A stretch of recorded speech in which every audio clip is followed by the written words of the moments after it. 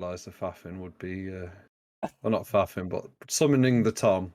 Right, you may certainly go and get a beer, but I'm going to continue with my introduction. Go for it. we are 10 minutes late. God damn it! I am not turning. I will turn the stream around. Fucking damn it! So that mean finishing now? What? Hello, Tom. You are muted. Tom, please. Tom. Yes. No, his name just changed. Okay. That was me. I changed it. But hey, Turtle. But either way, I'm going to power through with this because God fucking damn it, I'm going to do this with you, like it or not. He's a professional streamer, you guys. Professional. I am something that is something to that degree. Percentage? It's debatable. But hello everyone. Tonight is the first ever Christmas one shot, because this is the third ever holiday themed one shot. Obviously we did Halloween just gone and Halloween the year before. This is the first Christmas one shot, and I've purposely tried. With Halloween, there's so much you can do. Christmas, without going super tropey, there's not much you can do. And I've tried to make things as different as possible without going down the usual rabbit holes, so I hope people will enjoy it. But you guys are a party of adventurers and are in Rose. He's saying that after that film we watched yesterday. What's the background? Rose, if I allow you to show the world map, you guys are in the country. I'm not even making this shit up. We are in Burgundia. You are in Burgundia. I literally did this on purpose. Bye. Right. Oh, no. In the left-hand continent of Tyriku, and this map is obviously an older Burgundia map because I've had no need to update it because you guys keep fucking running away from it. Did we? Yes, you guys are in the far most southern country, the deep, icy town of Palaxus in Burgundia. You guys, as a party of adventurers, and I'll allow you guys to introduce yourselves in a moment, are currently holed up there as favour for saving the town recently from a Remoraz attack, and you have been put into a manor that is just outside of town, and given that it is on the eve of the cryo-solstice, an event that is done by the goddess Ilia, the goddess of joy, it is a celebration of getting through the hardships of winter, and usually through the celebrations of giving gifts and things to each other to bolster well wishes to get through ready for spring when the crops can be sown again once more, and the crises of the annual turnings of the suns goes. You guys are currently inside. It is in a middle of a snowstorm outside, so it is unwise to leave, but you have been given ample supplies and gifts to wait, there's two later, Rose. God fucking damn it. It is very unwise for those that have no protection, and this is extra protection over the top of just winter clothing, to go outside in these snowstorms. People in the town of Palaxus who were visiting you when they saw this coming went back to their homes, and you guys are currently, quote marks, isolated in this, like in the house, but you were given plenty of provisions beforehand, and gratefully so. So I'm going to move you over quickly to the abode that you're all currently staying in. And there are more props to it. It's just I didn't have a lot of fucking time to do the entire map, but this was all made by hand, so please don't kill me.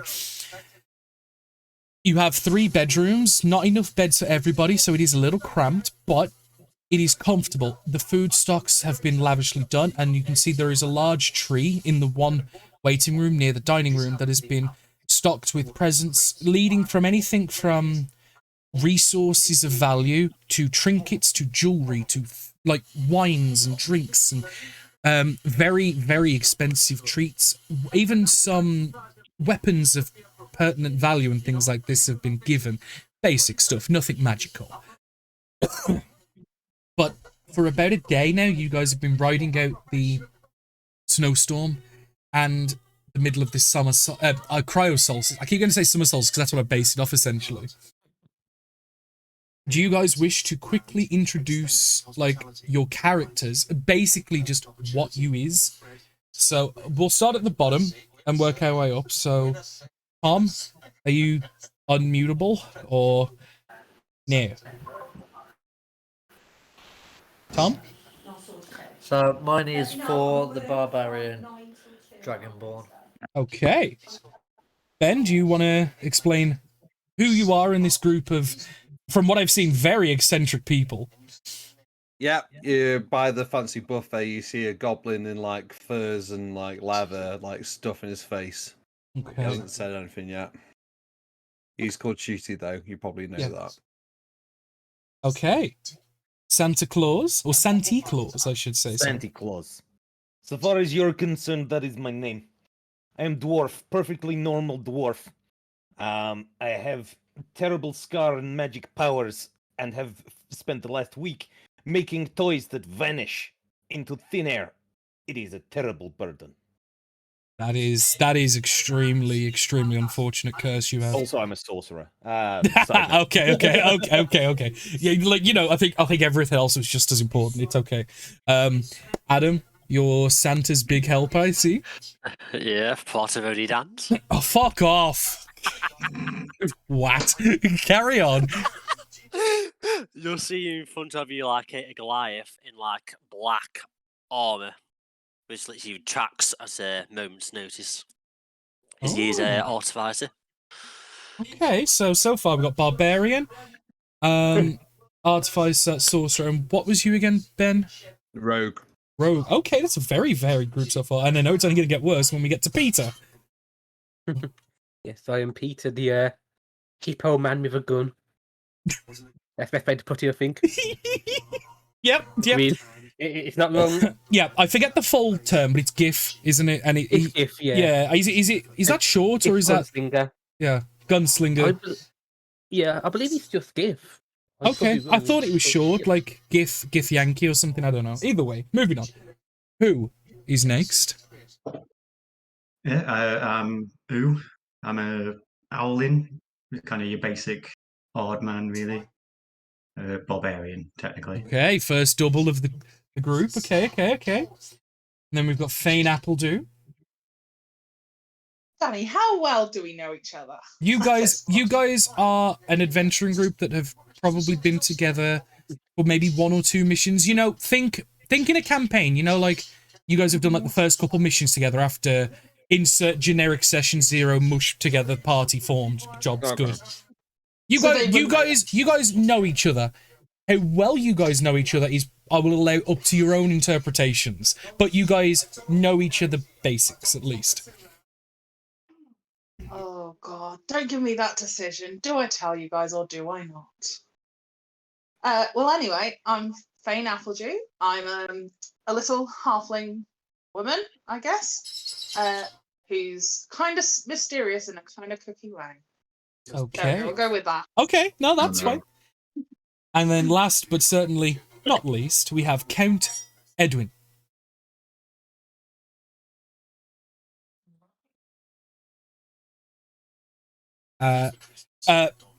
Paging Count Edwin, this is the DM. Are you there? Can you hear me?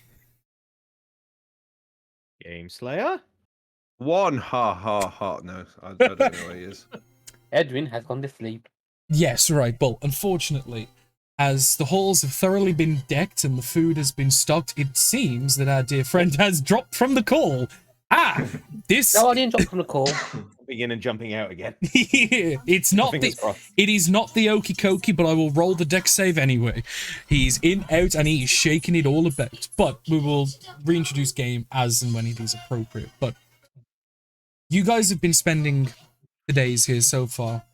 It is comfortable. You guys have probably perused some of the many gifts that have been given willingly by the town at this point. As a tribute, these are for you to take, keep, give back. They are yours to do as you wish. The house is not, but you have been given free access to stay here, quote marks, as long as you need. Which is, again, interpretation to the party, but I'd imagine, given you guys have that big old destiny brush coming across you and main character syndrome arising, you probably won't stay here forever, sadly, as is the life of all PCs. But during your stay, close to probably just after sundown, all of you throughout the house, it was quiet. You couldn't even hear a mouse. But one thing that you all will eventually, and depending on passive perceptions, will start to hear sooner or later than each other, but we'll all eventually hear through the snowstorm that you can barely see a few feet out of the window. You can all hear the distinct sound of music, bells, horns, and different instruments of a similar kind coming from outside and getting louder and closer to the house. Is there anything anybody would like to immediately do when you all will eventually notice this? Check if people can hear me, first of all. Yes! Holy shit! We can! Funny enough, the music has arisen, our dear Count Edwin, from his slumber. Do you wish to explain what the fuck you is? Now that people can hear me, yes, I will. I am a human vampire warlock. Quite grey, pale skin, not wearing much armor, and a warpire. Hey, a warpire. Yes, basically, yes, I like that description. Yes, beautiful. So, obviously, this is a big group and by design. So, but please do, if anyone has an immediate reaction they would like to do with all of you, and you can put tokens on the map if you wish, like I just seen. But what do you guys wish to do as you hear the distinct sound through the thick, possibly deadly cold snowstorm? The sound of bells and horns getting towards the house. And you guys don't understand what the fuck is going on. Because as far as you're aware, you was told by the town that it is deadly to go outside in these sorts of snowstorms in the middle of Palaxis like this. Is it daytime or like nighttime? It is just past sundown. So, what you know, like if you can't really see like more than a few feet out because of the snow heavily. But you can kind of, you know, like in fog when someone's got their lights on and it kind of lights up the snow or the fog or whatever. Yeah. You can see that very, very faintly, like just the faintest bit of light, like far away. It's lighting some of the drifting snow. But other than that, it is black outside. Does it seem like a sort of unnatural music? Is it like do I detect any sort of magical sense to it as opposed to just a human playing music? I think the fact that in a snowstorm that would kill most things without magical protection or natural resilience, the fact that you hearing music at all coming to the house is extremely unusual and a bit cause for concern, maybe depending on the cautious type of... Ah, fuck me, I forgot to turn the sound alerts off. Oh, Liam, you prick. Oops. I just had dicks in my ear. I'm going to turn that off now. I'm immediately suspicious of music no matter who is playing it, under what circumstances. I am going to drop whatever it is I'm working on, swear loudly as soon as it disappears, and cast Mage Armor. Okay. Mage Armor, if I remember right, you'll probably remember. It lasts an hour, yes? 8 hours, I think. 8. Mage Armor is one of those set it and forget it spells. Got it, cool. Easy enough to do, so yeah, you just kind of instinctually, like at any sort of danger, just kind of like, okay, wait, toy down, slap the chest, job's good. You hear a quizzical shooty from the dining room. What? Shooty! Shooty what? Shooty! The music Let him gets... go see what it is. Have fun. The music gets... The music gets closer and closer and louder to an eventual point where you hear the cascading cacophony of thuds, clomps, and stomps on the roof, just like as if like multiple like heavy objects have just hit and are like rolling or like smashing across the roof. You kind of all look up for a moment and you do see across a portion of the northern side of the manor like a lot of the dust shaking from the rafters. I will point out the inside of this house, it's very tall roofs, probably the like floor to ceiling is about 20 foot, so characters that have the means of doing acrobatic and cool shit will probably have the space to do acrobatic and cool shit. I'm saying this because certain people do. That is all. I just wanted to point that out. But you all kind of just hear this thudding, and then you just hear very methodical boom, boom, boom. Oh yeah, if something's on the roof, I'm ready. And it's going towards the room where Who and Fane are. This one here with the fireplace. Everyone will look around and say, I think we should prepare for some unexpected visitors. I will just shout up, get off the fucking roof. Do you want to make an intimidation check? Just to kind of like see how imposing of a oi fucker. Okay, 16. Not bad. It's not bad. But yeah, as you all kind of just like see the shaking of the dust and the clumps going across, just bang, bang, bang, and you swear at any point one of these bangs could put the roof in. And eventually, after you shout, they kind of boom, boom, and then go to a stop. And then the silence for a moment. Eerily. Shooty hides under the table. Sorry, can you hear me? Hello? Yes, we can hear you. Hello. Yeah. What direction was it moving? Was it moving from Towards right the to room with the left? fireplace. Is there a fire in the fireplace? It's currently on, yes. Let's smoke it more. Yeah, I am I'll control flames. I'll inflate that fire a little bit. Okay. Just make a standard arcana to see Now, how well you do it. This is where I profess my ignorance of Roll20 because I never goddamn use it. Right, for the simple fact, if you know your modifiers, just click the D20 picture on the left, and it should open up the dice roller. I'm not seeing a D20 picture on the left. You know, you on the far left of your entire Roll20 screen. No, I got it. I got it. That should open up the dice roller, and then you should have. There you go. Fine. D20. Sweet, that's a 0. Oh no! The fire that is one of the few lifebloods in this house to keep it warm enough that you guys don't get hypothermia. Rolling up the sleeves and just like, I got this. Let's, some of you are trying to stoke the flame, like to try and maybe encourage anybody using it as a point of entry or things like this. And you kind of just put your hands out with a couple of gestures and symbols and snuff the flame instantly. What you did, you controlled flame perfectly. You inverted your symbols, good sir. As you intended to stoke the flames, you snuff them. And for a natural one, the fire goes out in the hall, and I couldn't see properly. Light was in my eyes. God damn it. And a few seconds later, you all feel the immediate, especially those in that room, the gust of wind just whoosh come through and push through just from the general outdoors. But almost instantaneously from that, you then feel the warmth return as you all kind of just brace yourself for a moment, just recoil from the cold air. You immediately are brushed with warmth as the cold air is replaced with warmth once more, and the fire seems to have been relit. But stood in front of you is a large giant kin of a man, and you can see in red plate armor, equipped with a large sack that is currently just placed at the side, but he's holding like the neck of it in his hand. You can see this 15-foot giant in plate armor. As those in the room that see, if they wish to make a religion check to identify this person, you may. Sure. It's Danny Claus. Yes, sir. Oh. Yes, I most certainly will. No, I most certainly won't.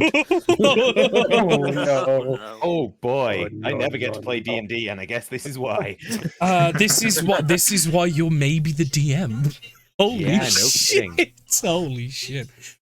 But, Peter, you're the only one that recognizes this person, as this is not a god per se, but this is a known aspect of a god. This, and given the time of year you guys are in, is the aspect of Ilia, the goddess of joy, and the one that people use as a point of worship in the cryo-solstice. This is the aspect formerly known as cryo-claws, because I couldn't think of anything better.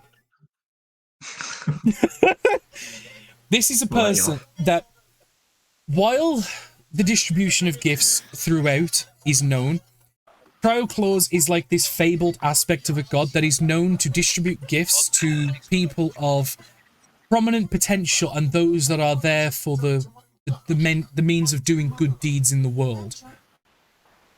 People that intend to do good or are or there are prophecies of that are going to do great good. Cryo-claws is then sent to bestow gifts to aid and help and reward those that have done so in the past. But only Peter knows this. Everyone else just sees a big giant man in red plate armor that looks mean as fuck, wielding a sack. The people look a bit confused. And just for the quick question as well, I'll let you listen. Does anybody in this party speak giant? No. No. Nope. Cool. I will get to that in a second. Oh yeah, no, I do. You do? Nice. Okay. Yeah. Liam, what is it you wish to do, dude? The people look a little bit confused. Anybody looks a bit like they don't know what's going on. I would say that's probably a good fact for most of them, but yeah. Okay, I'll explain who it is then to them. Well, I was death staring him. Axe ready. Yeah. Is that like just like how the owl is right now? Okay. Angry owl. I think Shooty would come check out what all the noises like. Yes, Yeah. feel free. Yeah. But All converted to the room. The sofa off, it's just kind of perching there for a second, just like, ah. and he looks at you all, and you can just see this beaming. And what you've got to understand, it's while it's meant to be endearing, you can't help but notice this entirely menacing and devious grin coming from this giant. It's clear that he's trying to be welcoming and nice, but it just looks like he's about to eat the head of a child, as he just lives with this beaming smile. And your character, being the only one who can speak giant, Adam, will understand as he goes, "Nish was unvadin, mon bat it cryo." And you're the only one who understands it, but if everyone else kind of hears that and he's confused, but then about 5 seconds later, like a really bad voiceover, you hear a voice emanating in common. "Greetings, I am cryo-claws, here sent by the goddess Ilia to meet with you all." So it's like that really bad voiceover as the mouth moves and you hear the words in the original language, and then it's after he's finished, there's a gap, then it's repeated in common in a completely voice that just does not match. It's like a really bad martial arts voiceover from like the 80s. He's clearly been possessed. Get him. It's not Cryo Claws, it's Danny Claws. Edwin will look up and go, "So I assume you're here on some sort of business." Nas ungero, and will lift the sack and kind of like gesture towards it. A few seconds later. "Yes, I have Immediately scream, "I won't go into another sack! They won't put me in another bag!" A few seconds later. "Yes, I was sent here by Ilia, as all of you have been given famed prophecies of defeating powerful evils in this world. This sack here has items that I wish to share and give with you all." And then a few more seconds later, he will place the sack and open it, and you'll see just a void inside. And he will, one by one, point at people, and you will hear, "Und vesh nis nas. Please, come and claim your item from the sack of holding." Shooty. I want to know what's in that sack anyway. And like, seeing how everyone's, I'll have it. I'm gonna say, and what it is, as you approach, he will look at you all individually and kind of reach in and produce an item. So, let's start with the evil owl, shall we? That seems like the one that's giving him death stares. And basically, these are handouts that I'm just going to produce for people. So, show to players. I'm going to show it to everybody, but this is whose item. As a large greatsword is pulled out, and the metalwork is rippled and trickled. Unwech in Flammen. Mer in Usnas. This is a flame tongue. A command word that you speak, if you connect with it, can be given to produce flame when attacking people. And for the other point, any items that require attunement, because these are given by Cryo-Claws himself, you may automatically attune to any item you procure, even if it requires attunement. It's automatic. So don't worry about you have to wait an hour in-game or whatever. You can, once you claim it, be automatically attuned. Ooh. Yeah. Ooh. So this is whose item? This is whose. I mean, you are free to trade if you think your item is specifically better for somebody else, and you know what I mean. But this is just because I tried to, because the thing is as well, until like an hour before, I didn't know everybody's classes, so I kind of had to guess at what items might be useful. So don't kill me. But to start with, though, this item belongs to who? Yes. Oh, fuck you. Fuck you, Lee. Who? Oh, fuck. The entire reason I named him Who was so Liam could make that joke. Who gets this item is what we are saying. And Sam, it's a great sword. it's a great sword, so it's the 2d6 version, yes. Cool. Pointing next at Santi. Un mer ishnas.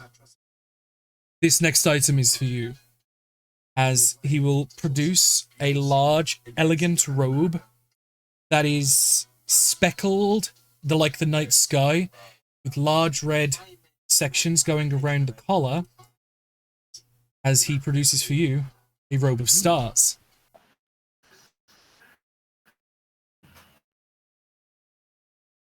Mage hand it. Yeah, you don't want to like touch it. That's fine. I don't want to get close to him. That's fine. That is absolutely fine.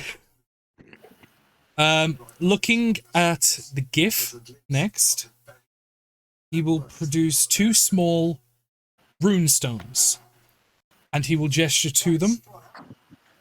Un mer ifnaf un gun. These are to be put with your items you already own. As he gives to you, these are my own making, buff stones, which is why there's a lack of description.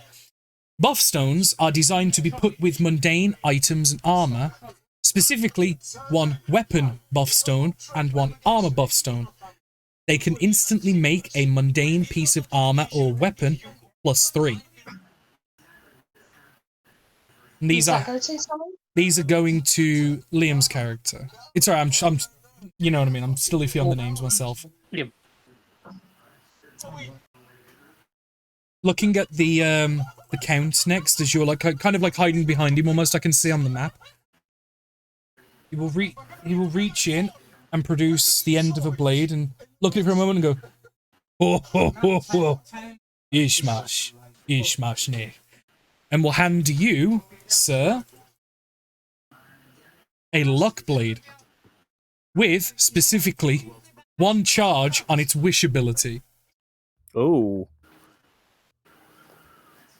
And he will then repeat, like after you take it and look at it and kind of like that. Oh, mer in un, no mer na. Be careful. The wish spell is powerful, but can be twisted easily. Just giving a warning of the potential monkey's paw that can come from it if you're not careful. Oh, out of character, I'm aware that the wish needs to be very worded specifically. Yep. He will, with a couple of heavy stomps, clump, clump, and the little coffee table gets pushed out the way as he places the sack in front of the 2 people on the sofa, especially Thane, who's next, who you're kind of like hiding in the corner a little bit. Mer und ich. This na. And we'll pull out in one swift motion, and whip it a little bit, a cloak with two large spiked tendrils that hang and droop and sway, and you notice that the entire cloak shifts and hides its placement a little bit as you are handed a cloak of displacement.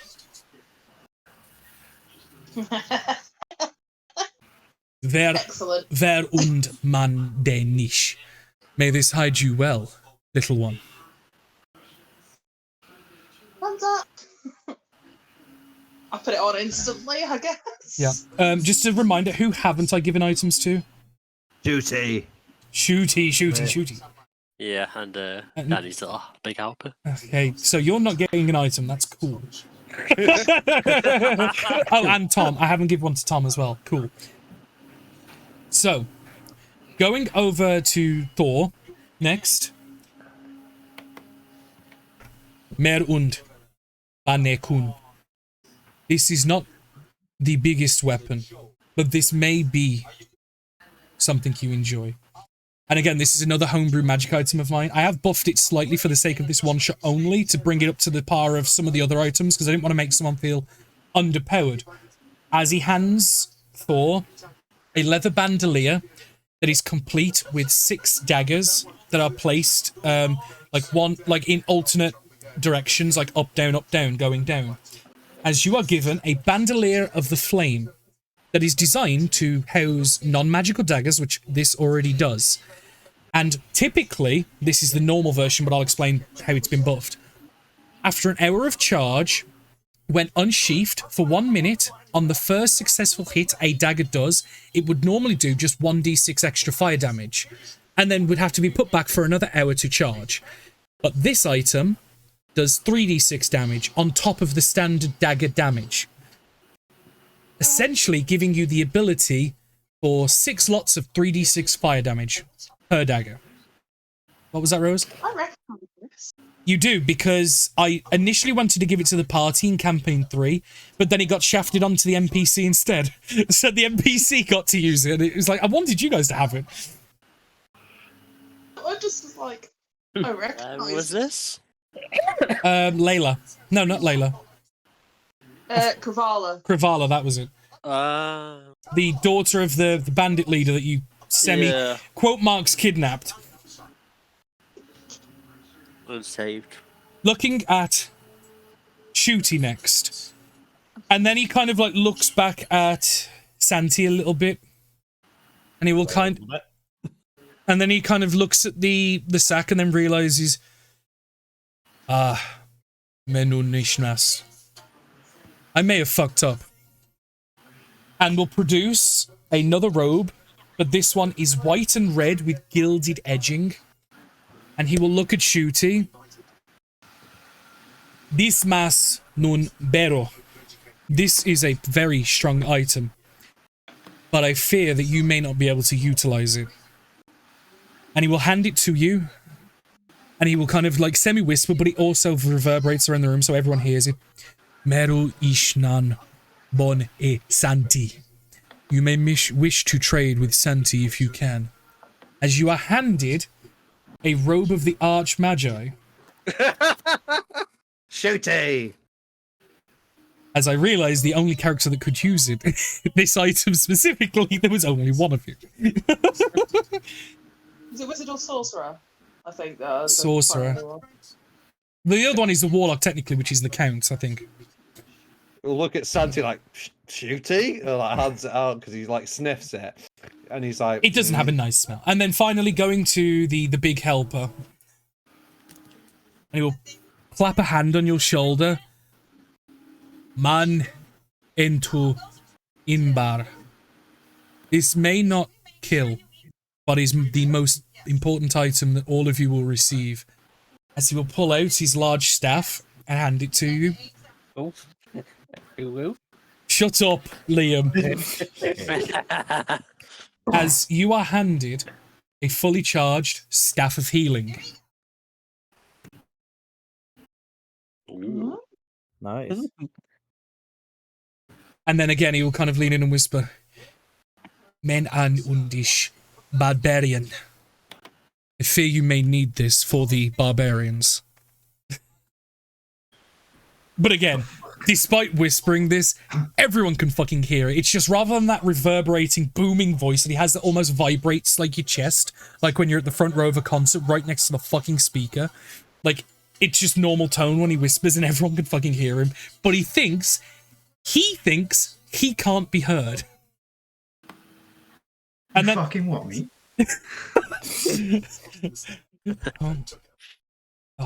So the staff's mine. Yes, the staff. And again, you may feel free to trade as you wish. I've just shared them all with you so you can all see what each other's been given, and just so you're aware of what people's shit does. Yeah.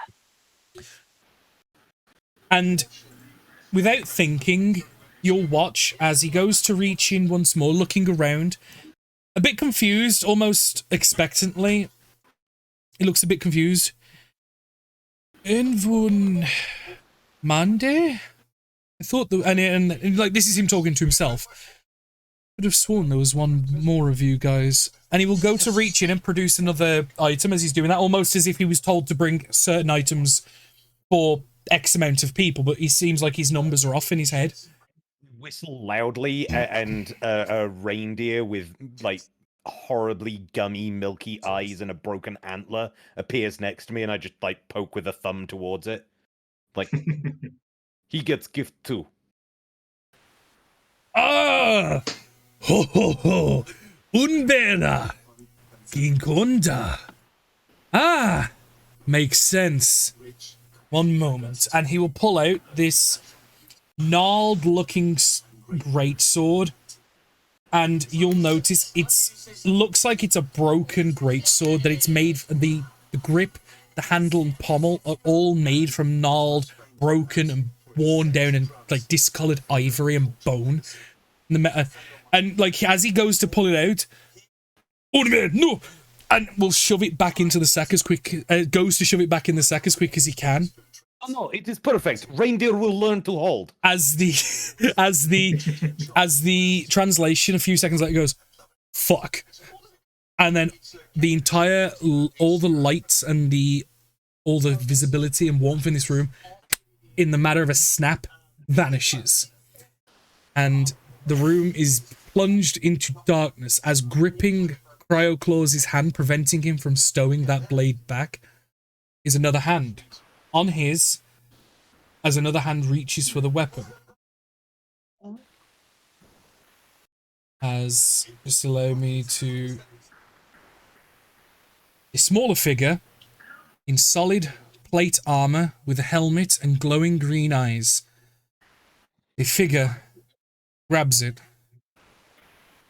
No, it will do nicely. Thank you for bringing this back to me. And almost immediately outstrengthening the claws, rip it back out as you see this long blade, about 4 foot in length. I've been looking for this. And will then go to plunge the weapon, and does so successfully into the gut of Cryo-Claws. And if anyone would like to identify this person, again, it's a religion check. Could I try and intercept the attack? No, you may not. It is far too late. How dark is it right now? Sorry. It is dark enough that it would be disadvantaged on attacks, but not that you are blind. Oh, okay. I'm total 19 on that religion check. 19? Holy shit. 19 as well from Thor. Got it. Yeah. And as this... Go on.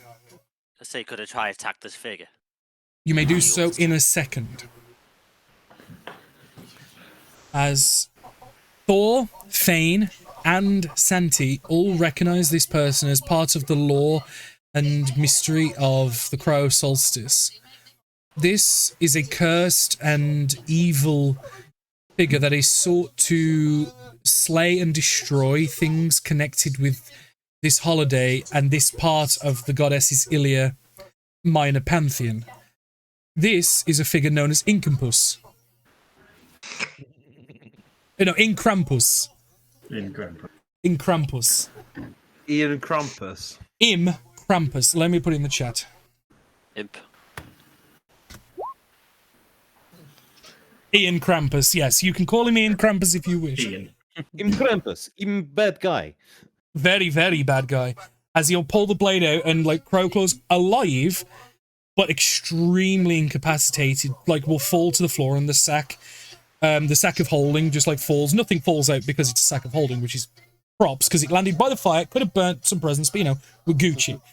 Will fall backwards as he like flicks the blade out and it like splatters on who as Krampus turns to you all and goes, huh, no witnesses.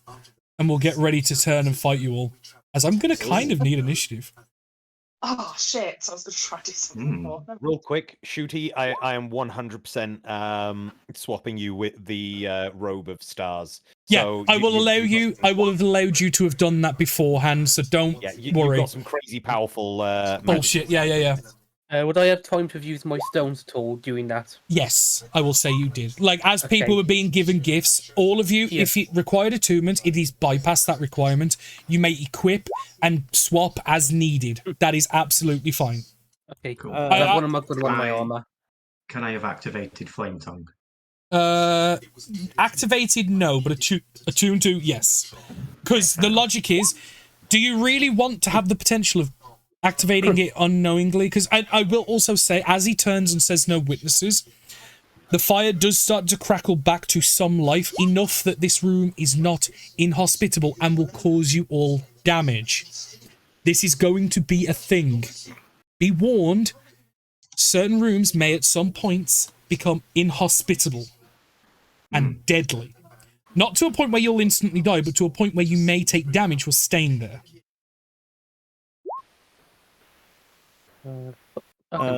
Dan, for the sword, if I put what type of sword is it? Long, short? The luck blade, it is a long sword. Thank you. Apologies, that's one thing I didn't do.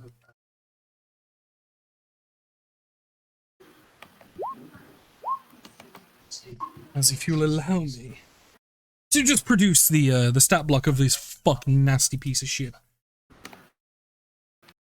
Hey, where's my issue? As knocking the leather upholstered armchair to the side, Cryo-Claws falls, leaning up against the wall, critically injured and out of this fight. As you all have to now fight for your own lives.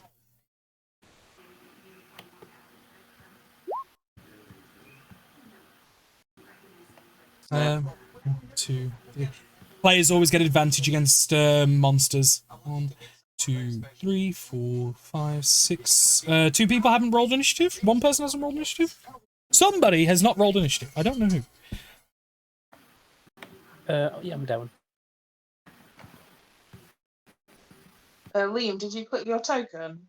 Yeah, my hippo's there, look. It's the third one down for now. Does not look like a hippo where I'm looking. It's a hippo in the water, that's why. Yeah. Oh, there we go. Oh, beautiful. Nice, dude.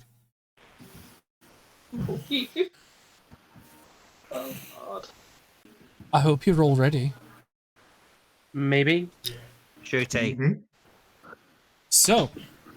I'm currently missing a token on screen as well. I did drop you a message with Uh, a picture down. I did. I put it on your character sheets. Give me a sec to drag it in. You should be able to as well. Once it's in, just drag it around and move it around and stuff.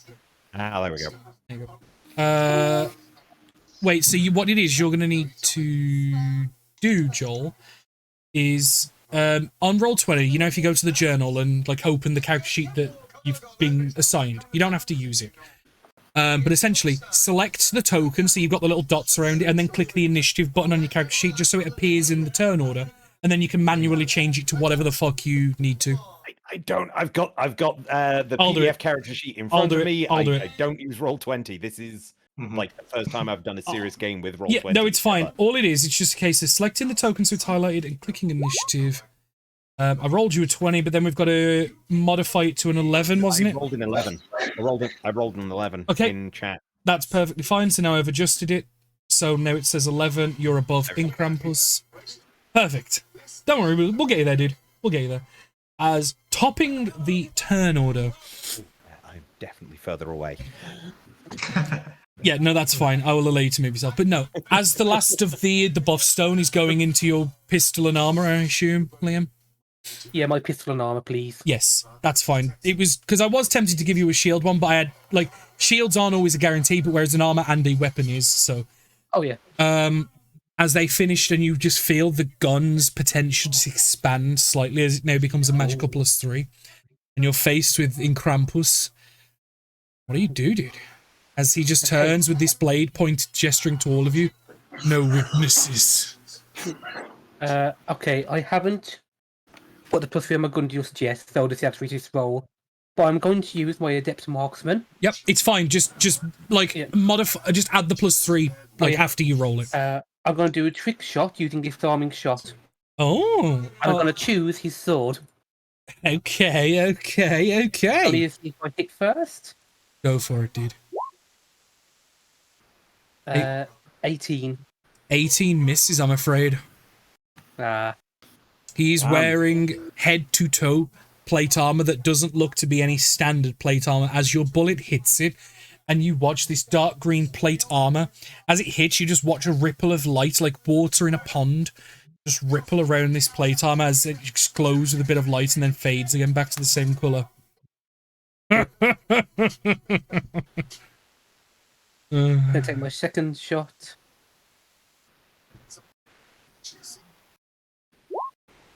There'll be 21. That hits. As he's just laughing, you kind of just aim a bit more precise. Rather than hitting the flat of the plate directly, you aim for one of the joint pieces precisely as you were initially trying a disarming shot. You aim for the piece where the pauldron connects to the actual breastplate in the shoulder, and it just hits in between the joints. Roll some damage, dude. 14 piece of damage. Ooh. And a +3 going to the damage spell, wouldn't it? +3, yeah. Yes, and I got 17. Jesus, boy. Like, as he's, like, about to turn and mock you, like, you know, it's typical BBH stuff. Like, nothing, no expense spared here, guys. All of the tropes. As he goes to turn and, like, mock you a little bit, you just send that second shot in and, like, his arm just goes backwards as you can just watch some black ichor coming from between the joints and dripping down the side of the breastplate and down his side. Fuck! You little prick. Is that it? And where was the door? Games over here. You've got two doors. You've got one here, and you've got a smaller one over here. I am aware the doors are a little hard to see. Again, this map was made by hand. Apologies. It's not perfect. No, I was scrolled over a bit too far. I couldn't see that door. There are two. One's been hidden by a token, but yeah, the doors do blend in a little bit. Apologies. Is this one of Penelope's rooms? What? It's made with the same assets, like so. Yeah. Yeah. I'm just gonna Christmas Penelope tent. head out the hot room into the cooler area over here. Mm-hmm. And that's me done, I believe. I don't think I got any bonus actions to do. Okay. Tom. Pause next to act. You've got your Bandolier of the Flame, as well as your Great Axe that you already brought with you. What are you doing? I'm going to walk up to him and hit him with my Great Axe. Okay. Go for it, dude. He's not dead, but just to illustrate it a bit better, I am going to put the Red X of Shame on Cryo Claws. He's not dead, like I said, but he's very hurt.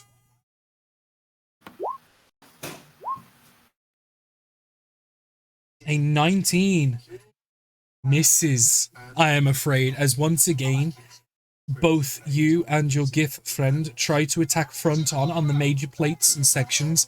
It hits, and you see that familiar ripple as it just seems to have no effect. Let's try again. Go for it. You know. Frustrated with your efforts, you just kind of immediately go for a second strike, and you just try, and like even more shamefully, this just simply deflects off, and this is at the point now BBEG mocking as you are flailing in front of him and failing quite miserably.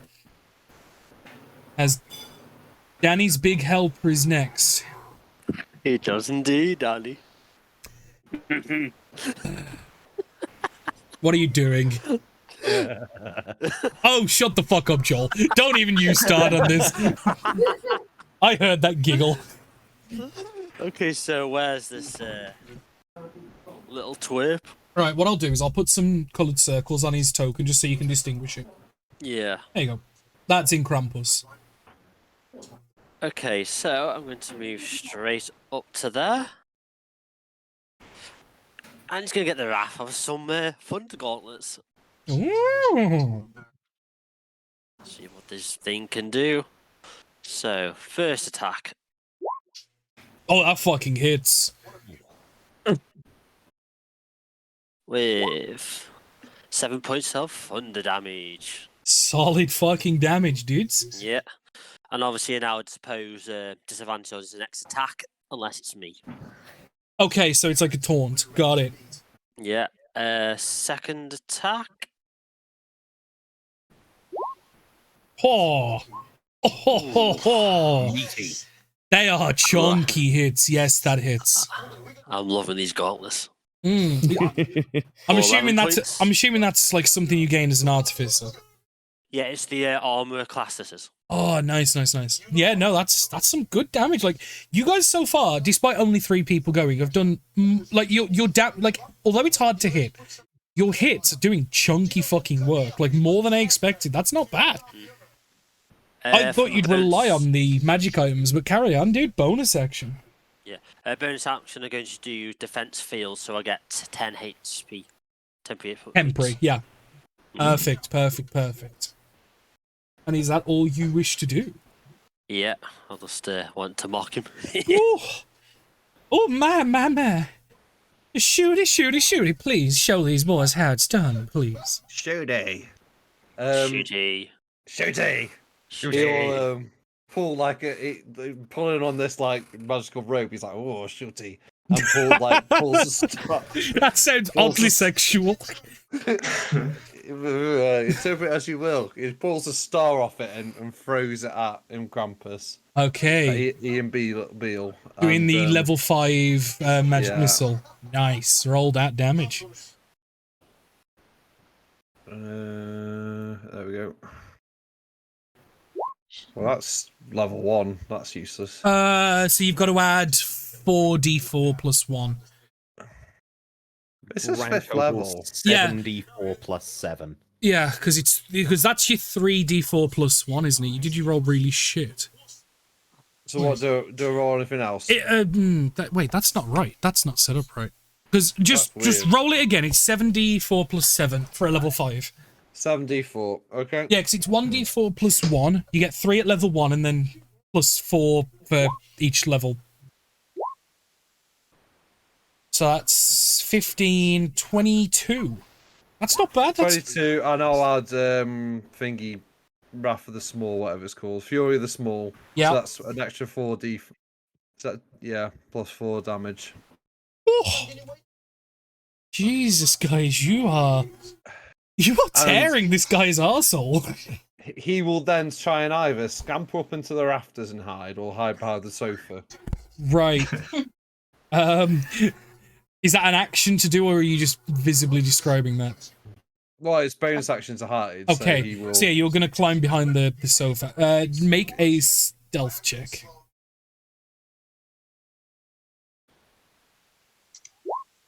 He's hidden. Ooh. Fuck, you believe you're hidden. Oh. Who is next? Don't even fucking try it. Bonus action to activate the sword, so it's now glowing with fire. Move up and reckless. Smack. Oh, nice. And obviously with our crit rules, that's doubly chunky. I've also got savage crits.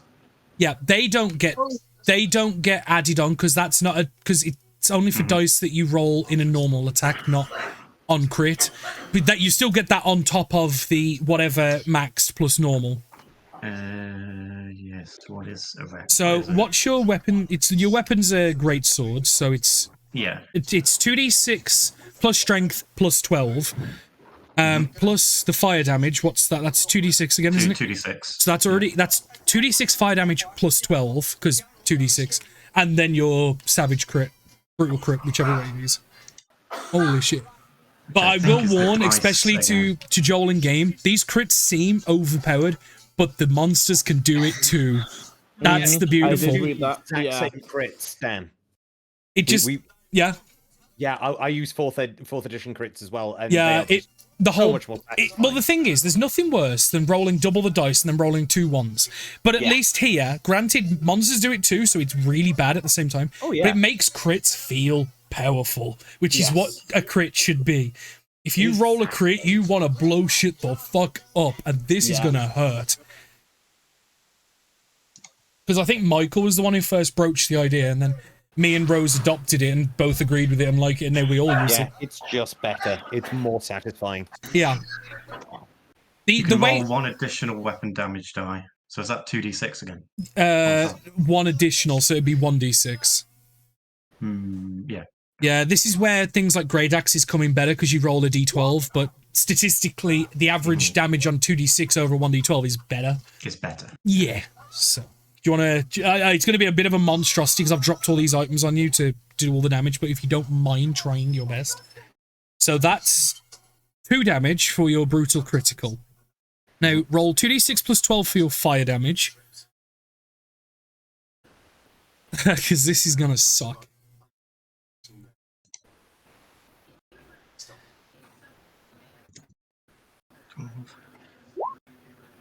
Oh, and then roll 2d6 plus 12 plus strength, so add to the 12 whatever you need, for your actual weapon damage. As so far, you have done 23 points of damage in a single hit.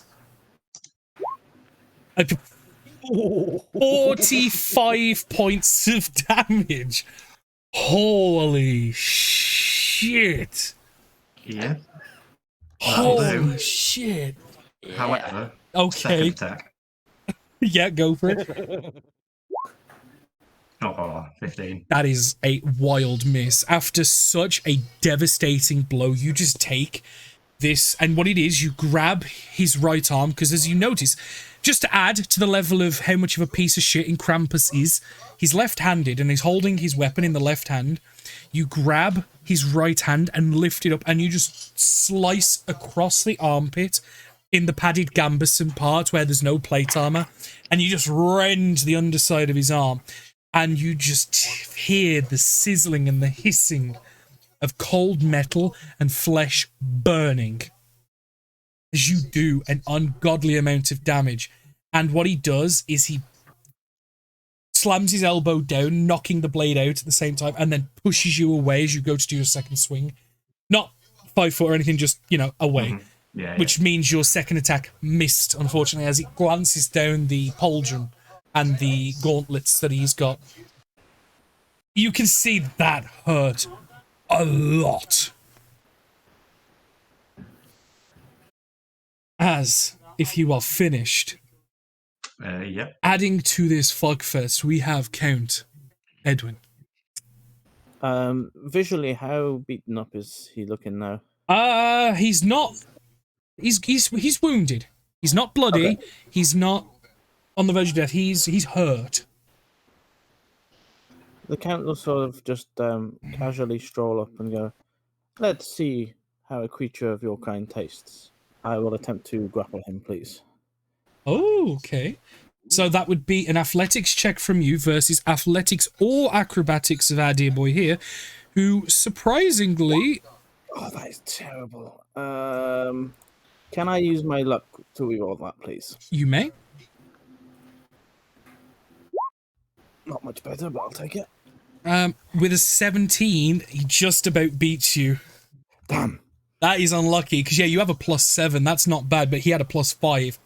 As you kind of just wrap your arms around and try and like hold his forearms down to his sides, kind of just takes a moment and just pushes out his elbows and just kicking your arms backwards. You won't take me down that easy, you fucking worms.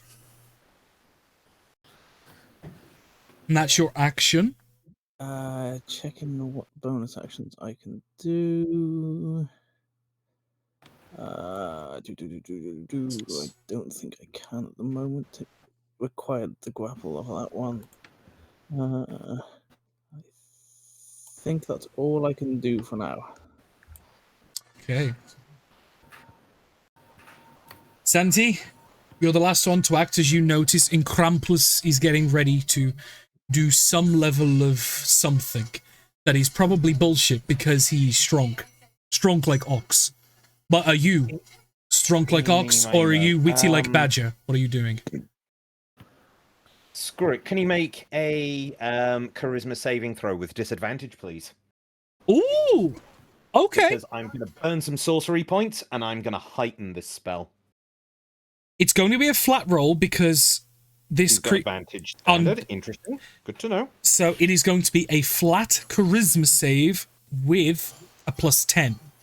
You're up against 17, so who knows? 25. I basically only a 1 to 6 would have failed, unfortunately. There. Gutted. Well, I tried my best to banish him. You were gonna banish Krampus? Hell yeah! He was getting rid of the bullshit, so I was getting ready to banish him. No, that would have been quite funny. Just I do. Bye. That would have been quite funny. You go away. Okay. As a side note, Danny, have a unicorn. Not entirely sure how, but in casting the banishment spell, I have spontaneously created a unicorn into the world. Here? Because I went wild. I went wild mage. Oh my! Oh no! I unfortunately do not have a unicorn token prepared. For Christmas theming, I think it's going to be a reindeer instead. It's a reindeer. It's a raincorn. It's a rainicorn. It's a rainicorn that uncannily looks like a displacer beast because I don't have anything else. I don't have a rainicorn. God, I'm so fucking. Oh God, it's a big. I will endeavor to hide behind the unicorn as part of my move action, and I'm well aware that it requires a full action to try and hide. But God damn it, I'm doing my best here. It's just more of a description than an actual. Yeah, that's absolutely fine. I've sidled behind the unicorn and am cowering. Yeah, just as you do this, and you just watch as just Krampus just cracks his neck and just looks at you as he knows exactly what you did. Just you kind of just immediately shrink visibly as you try to, and then just spawning out of existence. Just this unicorn just stands in front and just blocks the line of sight as you kind of just take this sighing breath. Oh. 100% worth it. But Krampus is next. As he's gonna push the two of you that are behind him, which is Who and Helper, and he's gonna go to there, leaving Thor and Count with attacks of opportunity if they so wish. Can my attack of opportunity be a grapple? Yeah, sure. I think you can, yeah. Yeah, I mean, even if it's not, I'm going to allow it just this once for the sake of keeping the game flowing. Okay. Usually that's the best way to do it. Just keep it flowing and we'll fix it for next session. That's better. Hey. That's really bad. Okay, so I'm going to say, yeah, his speed becomes 0. As he goes to use his moon and walk away, and you just go, not today, Satan.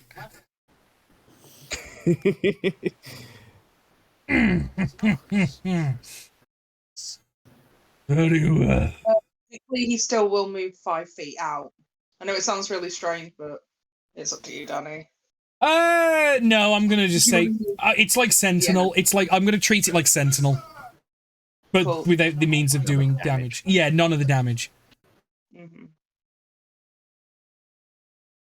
Oh dear. Oh dear. Oh no. A lot of measuring. He's moving around, the arrow's moving. This is an AoE. Why do you think he was moving? And now he's going to detonate it on you and him. Very well. I'll stay. As you just watch his right hand just flick out and you see this small ball of light. And he will point and gesture. And you know what? Fuck it. There's no way he can't get hit, so he's going to make sure that most people can. Actually, no, all of you can.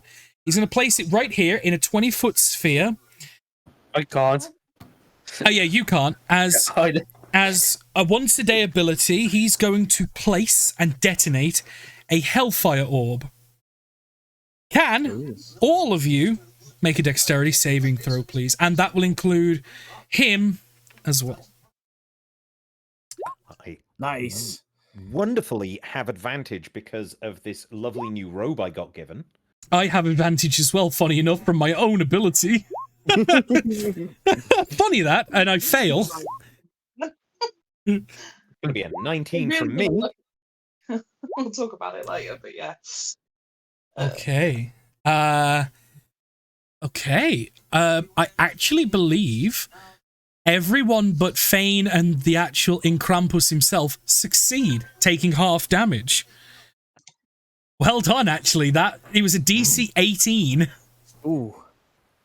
As he's going to hit you with 2 stages of damage. As the first one is fire damage, as just flames erupt around, and you all take 35 points of fire damage. Well, no, sorry. Fane takes 35 points of fire damage. Everyone else will take 17 points of fire damage, because I always round down for players, always. In response to that damage, I'm going to cast Hellish Rebuke, please.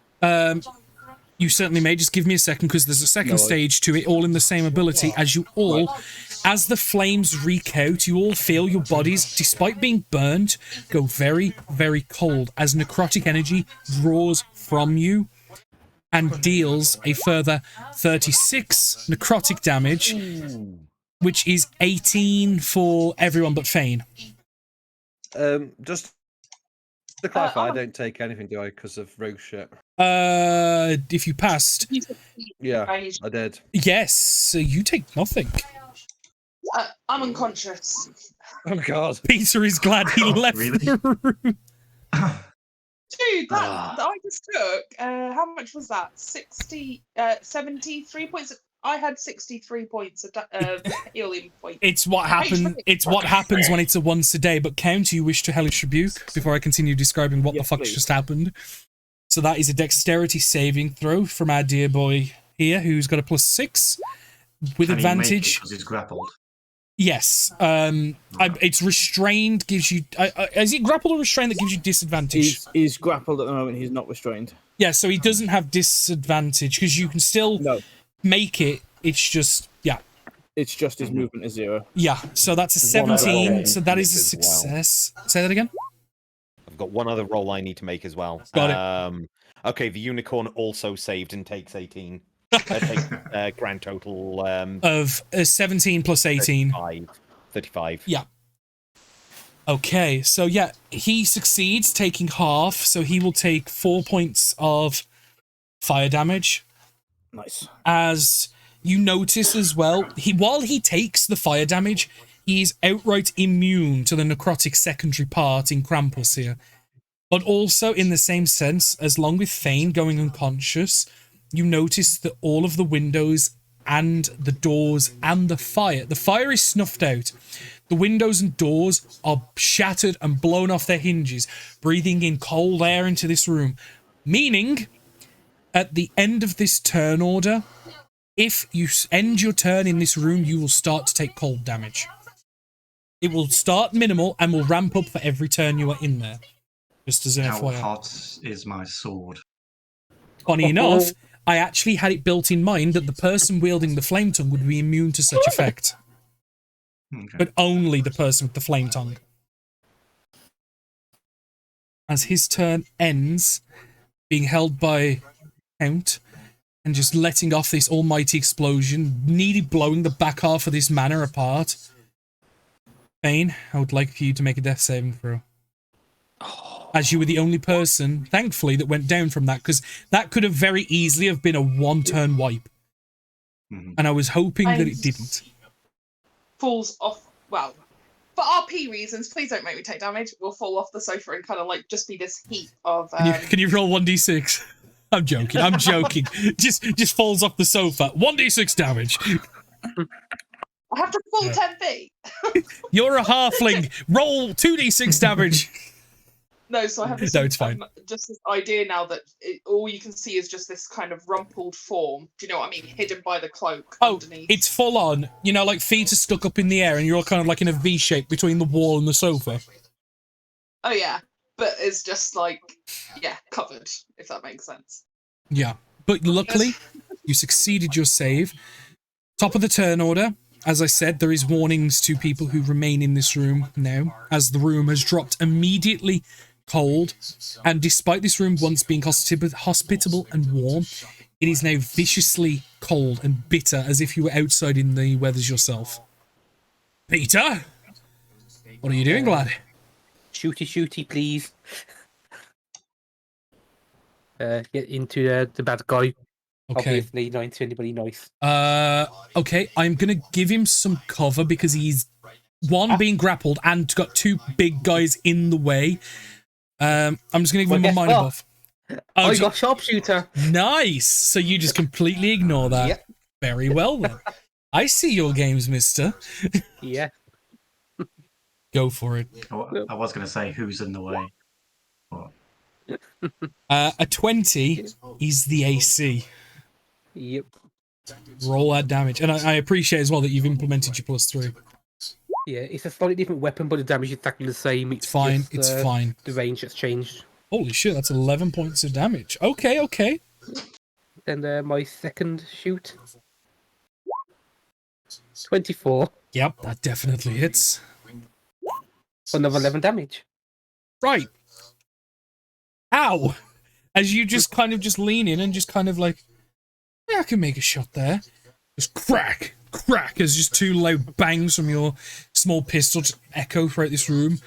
And just you just hear as they just break through the armor and just in Krampus. And just like, you like kind of graze Count's armor a little bit, but luckily you don't hurt him. Yep. I'm now going to use my accent surge. Oh, to go 2 shots into him with sharpshooter on. Okay. Doing so well, I'm feeling confident now. Mm-hmm. Holy shit. 23. That hits, holy shit. I forgot how broken gunslingers were. Yeah, 19 damage. Holy shit. Holy shit. And my final attack. 26. Yep. For fuck. 16 damage. Okay. That is still 29, 35 damage. Yeah. Oh. Hold on, my sharpshooter didn't go off then. On that one. Yeah. Oh, never mind, it's too late now. Yeah, it's too late for that, bud. Yeah. You done? That's me done, yeah. Oh. What are you doing, my boy? Okay, I'm gonna hit him with my great axe again. Okay. You will have advantage because you have flank, so we'll take that 25 you rolled. Which is a hit. Wait. What? Why is... Oh, you've rolled... okay, so you've hit attack twice. The first attack will hit with a 25, but unfortunately the 16 does miss.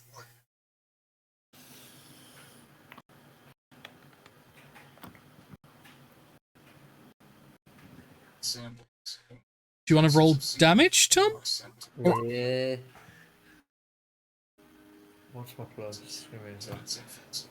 It's +5. Yeah, +5, so 18. Wait, 17 you mean? 17. 17. Okay. Holy shit. If you click Great Axe in the actual chat box, it'll spawn the damage for you in the future. Yeah, if you actually click the name Great Axe in the chat box, yeah. Oh yeah. Provided it's set up right, it will work. But yeah, that's absolutely fine as you just lay a heavy, heavy blow with that Great Axe during the grappling.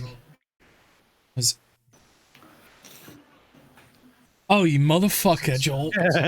You found the buttons. I've turned most of them off, but that's one I don't turn off. Fuck. Okay, I am a unicorn for a bit as Danny's big helper is... You've got to remember that it's there, it's in the room, it is with us. That is actually true. It's the first time it has any level of applicability. So, what are you doing? Well, looking at a unicorn to start with. Fuck. How did you play Shut Up Liam? I turned the extension off. The Do you want extension's me to still have on, a look at apparently. I'll have a look at it. The extension refuses to go. I'm doing it. But initially, what's the state of the fireplace? Out. The windows have both, the two windows in this room have both been blown out. The doors have been nearly broken off their hinges, and the fireplace is out. So we can't. Actually, that is a good point. That is a very good point. Tom, Thor ended his turn in this room, which means you are going to take 4 points of cold damage as this heavy snowstorm starts buffeting you. But go on, carry on, Helper. And I will say, Rose, for the sake of, because you're dead, you're immune to temporal effects. Because you're dead. So don't worry. So look at the fire, there's no way to relight it. Yes. Do you have like a tinderbox and like a few actions to use? Things like that, you know. I've got something even better. It's not something that you can instantaneously do unless you have magic and bullshit that can say otherwise. Big flaming sword. Not even a cantrip. Depends on the cantrip. If it's something like Firebolt, no. Oh. Firebolt does not start fires. It's meant to be more like a scorching blast and then it disperses, like being hit with hot ash or something. Or embers. It's nowhere near enough on its own to start a fire, unfortunately. I've had this discussion with DMs previously. Yeah, no, that's fair. Apologies. Okay then. No, that's fair. What I'm going to do... But he's grappled, isn't he? He's currently grappled, yes. So if I move out, will he have attack opportunity? At disadvantage, he will.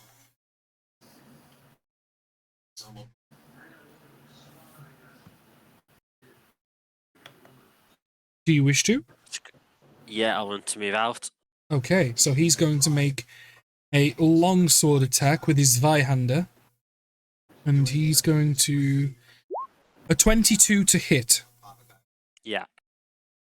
Okay, so firstly, you are going to take... As he's using this one-handed, it's a d8. As you are going to take 11 points of slashing damage, and then following from that, you're going to take 16 points of necrotic damage as you feel that this blade is heavily cursed. And it seems to draw your life energy, and the wound itself feels cold and dead to the touch.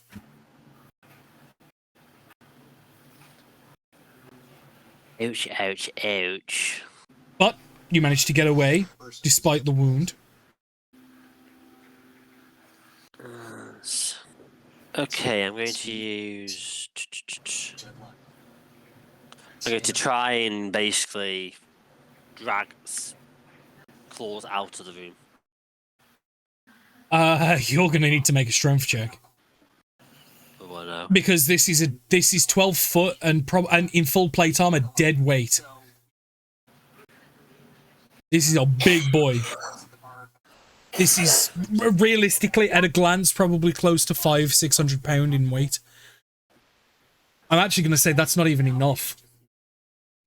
Because, like I said, he's in full plate armor and he's a giant of about 12 foot in stature. This man is heavy, and with no assistance from him, because he's incapacitated at the minute, I would say he would need more in a strength check to be able to move him, unfortunately.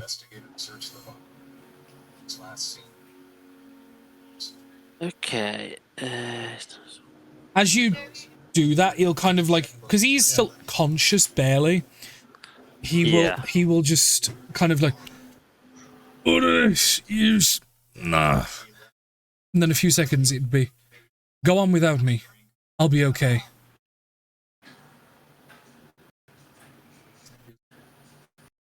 Where's this door?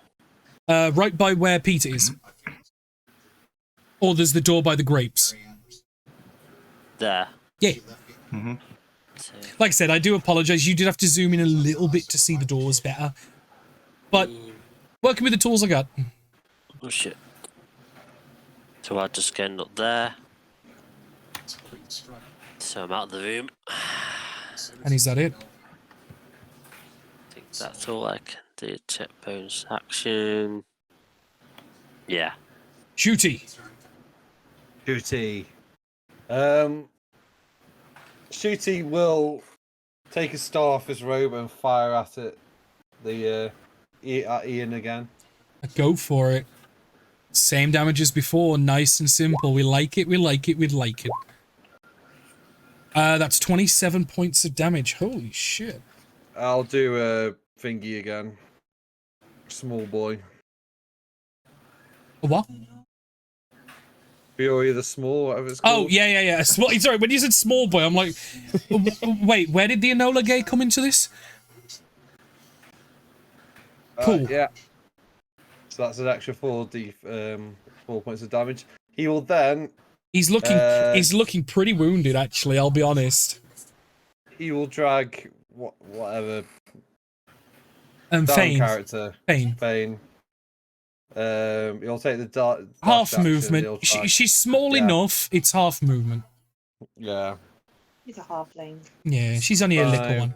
10, 15, 20, 25. And because he dashed, you can take that full movement. And so Fane's there somewhere. Yeah. Matt, who is next? Me, I think. I will. Not going to bother raging, but I'm just going to smack. Go for it. Oops, wrong one. Oh, you are so fucking lucky. So lucky. That's 2 fucking crits as well, you what? And the misclick was a fucking 1. Oh. That is, like, literally, you're so lucky you clicked the wrong weapon. Holy shit. Go for it. That's probably not set up right. 2d6 plus... So that's 8 plus 4. So that's 12 damage plus 3 in fire. Then you've got to do your crit bonus damage, which is 2 lots of 12. And then you've got to do your 1d6 for critical. It's close enough. So all of that, which is 29, 30, plus 24, that's 54 points of... Matt? Do you want to describe the finishing blow? Oh my god. It's going to be dead already. Fucking hell. Yeah. You guys did just shy of 300 damage in 2 combat rounds. Holy shit! Well, he's being grappled. Slash him through the middle, and it sets him on fire. Right. So as you just kind of take your flame tongue, and while he's being grappled, you just rend across his gut, because as he's reaching up, you notice that there's a slight lift in the breastplate, and you're able to get under that and basically rend his gut. As you just watch black ichor just drool out and just fall and just slop and just singe and burn. You cauterize the wound as you're doing it, as the blade is that hot. As he goes limp in Count's hands. Count, do you drop him or do you attempt to keep him up? If so, you're going to need a strength check, or you can just let him go. No, I'd let him go, seeing that he was he's quite clearly dead. He's clearly down and gone for the moment. Right, okay. Yeah, I would drop him in. As he just falls to the floor, seemingly taken far more damage than he is feasibly able to do. As allow me to initiate the total of 284 damage was done in that time. And I didn't even damage him. No. I'm going to keep the turn order there, but I'm going to temporarily suspend it, as while there is no combat, there is still threat on the board in the sense of downed characters on death saves and so on and so on. Oh, yeah. Before I end my turn. Go for it. You may continue. Leave. Yep, easy enough, just about. Okay, next on the board is no name. Who the fuck is that? That's Count. That's Count. Who's Count? What's Count doing? Since we're still in technical turn order, does that mean I'll be able to use this or not? Yeah, you can start the process off. There we are. So you regain 3 hit points. Because oh wait, no, it's at the start of each of your turns. So next turn you'll gain 3 hit points and so on, so on. Yeah. Cool. That was my bonus action.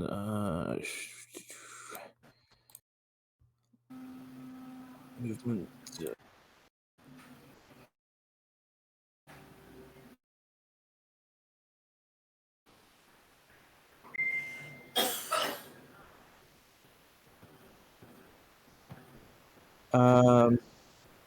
Can I take my action to try and stabilize? It would be a medicine check, but yes, you may. Where's my button gone? There it is. Oh, that's terrible. that is a fail. Not a fail bad enough that you're going to exacerbate the wound, but enough that you kind of just like finger the burns and do nothing. The Count will look around and go, she's still bleeding. I didn't help much. Santi. On this note, what is it you're Maybe some odd noises because the dog is flailing around on the floor with one of her toys at the moment. It's fine. We appreciate. I think first things first. I would like to. I'm gonna say I'm gonna command the unicorn to heal up the giant, even though I have 0 power to command this thing that I have accidentally conjured. But it's gonna come out as a command. I'd like to prestidigitate the fire back to some semblance of life. Okay. Firstly, make a animal handling check with disadvantage. As you're trying to command a wild fake folk creature thing. And an intelligent one at that, so yeah, that's fair. It probably should have been more like persuasion, but hey. I didn't do that. I yelled at it. Nope. Yeah, we're not going to roll the second one. Okay, but you don't know how it's going to act yet. But you yell a command, and Prestidigitation's 60-foot range, so you can do it from there. And I will say, given it's only a cantrip, you're not able to make it into a roaring fire. You're able to start the process in which it's basically got small flames that will eventually grow back to the fire that it should be. It will take a little bit of time. But you've set it and forget it, so you can do it, leave, and then but it's not going to fix the fact that the windows are still broken and letting in shitloads of air, but it's going to help. I shall plonk myself just on the other side of the door because worst case scenario, at the very least, I can prod that kindled fire with control flames until it becomes something usable from the doorway. And as Incrampus is currently not active in turn order, that's fine. Can I get another death sim throw from Fane, please? Mm-hmm.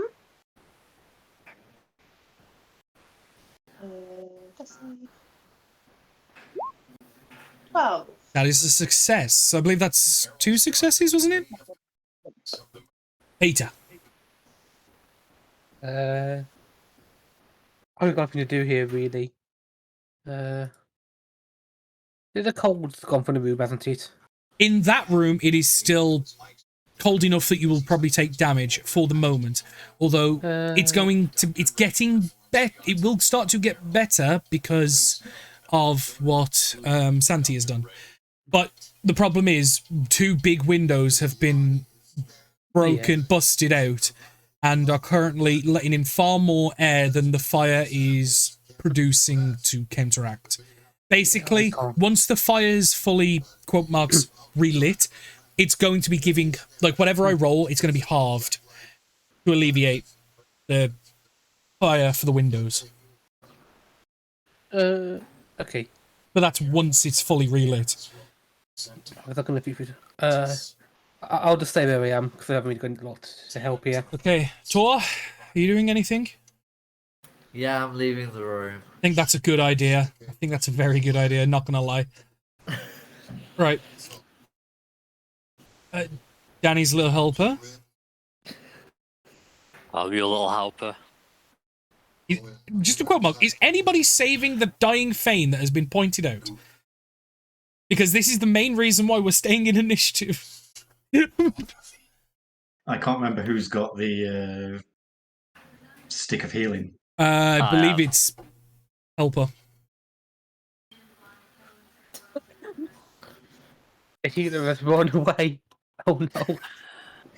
No, I was trying to get him out originally. So that's he's down.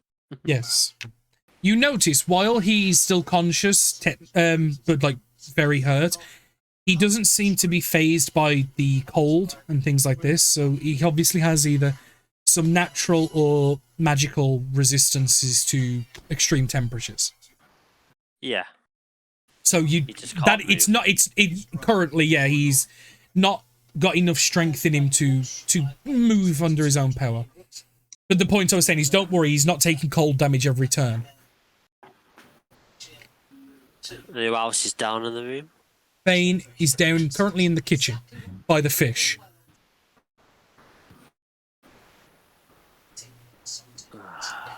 Think about it. Danny's big helper. Are you a Goliath as well? Yeah. DM's discretion. You might be okay with the cold as well because it's got things about. Actually, fair enough. No, it actually specifies about extreme temperatures. You're okay. And I would say, based on that racial specific trait, you would actually be okay in that room, the same as Cryo-Claws. You have racial reasoning that you would be okay. It's a specific bullet pointed thing of a Goliath. Yeah. So actually, you wouldn't take any damage. No. That is a thought I forgot you were a Goliath. Yeah. Good shout, Joel. No worries. You know, it's up to a certain limit, I'm sure, but it's not that. Yeah. It's not cold past a Goliath's threshold. This is just like the very this is more like Greenland type snowstorm. Do you know what I mean? I'm sure a Goliath could survive in Greenland, maybe. Okay, I'm going to go into the room then and use stuff of healing. And use a chart for cure wounds. On Cryo. Yeah. It's funny if I have the spell anyway prepared, so. Okay. So you kind of just bring the staff out and just gesture it towards Cryo-Claws, and this warm, healing light just reaches out, and you watch as it hits the wound in the center of the torso, and it lights up, and whereas you would expect to see the wound begin to close and seal, the light fades, and it seems to have no effect. You watch as the wound is seemingly necrotic around the edges, where parts of the flesh you can see through the perforated clothing between the armor plates is going black and is spreading a lot quicker than you would like to care to expect. Oh, this is not good. It seems that the weapon that was used has a few nasty little secrets. That was something else I can't.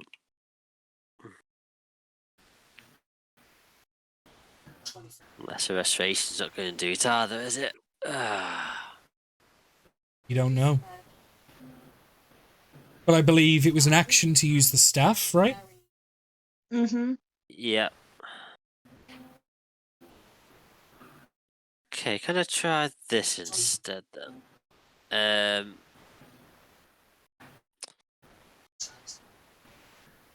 Where was it now? What have you got in mind? Huh? What have you got in mind? Because I don't know if this will work. This is from one of Boom's old ones. I'm going to back off slightly, and I'm going to use Mage Hand to try and pull him. That will not work. If I remember right, it's It's like £30, isn't it? 15. The mage hand has a weight limit of 15 pounds. Otherwise, it will break. Not over the telekinetic shove ability. It's No. It's a feat. What does the feat keyword specify? As a bonus action, you can tell you to shove one creature you see within 30 feet of the target must make a strength save, or move 5 feet towards or away from you. Creatures can will and fail to save. It doesn't specify weight. And this is a what is this a feat? The telekinetic shove. Oh, I will allow it. I will allow it because if it's a specific feat that his keyword allows it to, because normally it does have a very, very strict weight limit. I will say he's going to willingly fail it. So how far is the movement? It's only 5 feet, so it's better than nothing. Yeah, try and get him out of the room at least. Okay, I am going to suspend initiative entirely at this point. I'm going to allow people who wish to try and save Fane to do so.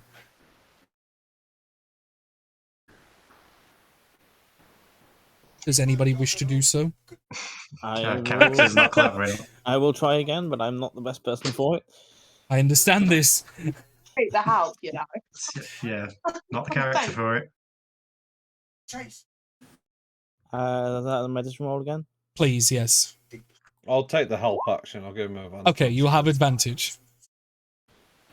Alright, let me roll another one. Unamas. Nice. Oh. Holy. This is still... This is a problem. This is a big problem. Does anyone else want to have a try before I'm going to make a roll another death save? I'll dash over and use the staff again. Okay. Roll it. So another cure wounds.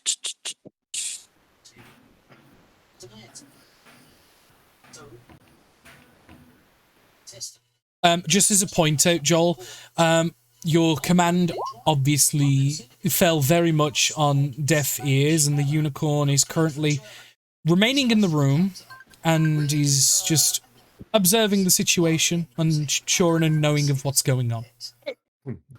At this point, I'm probably swearing in an abyssal dialect of Dwarven at it, like calling it various pieces of useless sacks of shit. Unicorn-based slurs. Yeah, you unicornist, I get it, it's okay. But the healing does work on Fane, and Fane is healed for 9 points. So Fane wakes up from being unconscious to completely understand everything you've just said. Like, yeah, as you wake up, you hear everything. yeah, I can talk abyssal. Oh dear. That's a really rude word. I mean, yeah, it's just Dwarven, but you almost certainly recognize the dialect and probably, yeah, a few of the... It's like broken English. She hears in broken English, but she definitely understands some of the key parts of the phrases. And and as Fane wakes up, you're immediately on the verge of, like, you know, like in films where you see the woman with the big hat in church, like doing the back of the hand to the forehead. Oh my god. My stars! Oh my stars! Did that little boy just say that? Oh my word. What happened? And so you all, there's no initiative at the moment, but you all have a moment. He decided to drop a spell, and it seemed to have wiped you out. Yeah. I didn't even get a chance to do anything. Do we leave? What do we do? Okay. Is the big man still kicking? I try and believe peer he's, through the door. Make a perception check real quick. Perception. Ooh. You notice that he's overtly moving. He's attempting to do something, but you can't really gauge any more than the fact that he's moving at least, but very slowly and very pained. Shooty runs over to the door frame and is like points at it like in Krampus and like gets his dagger out. It's like shooty, and like sort of bends the dagger and points at in Krampus.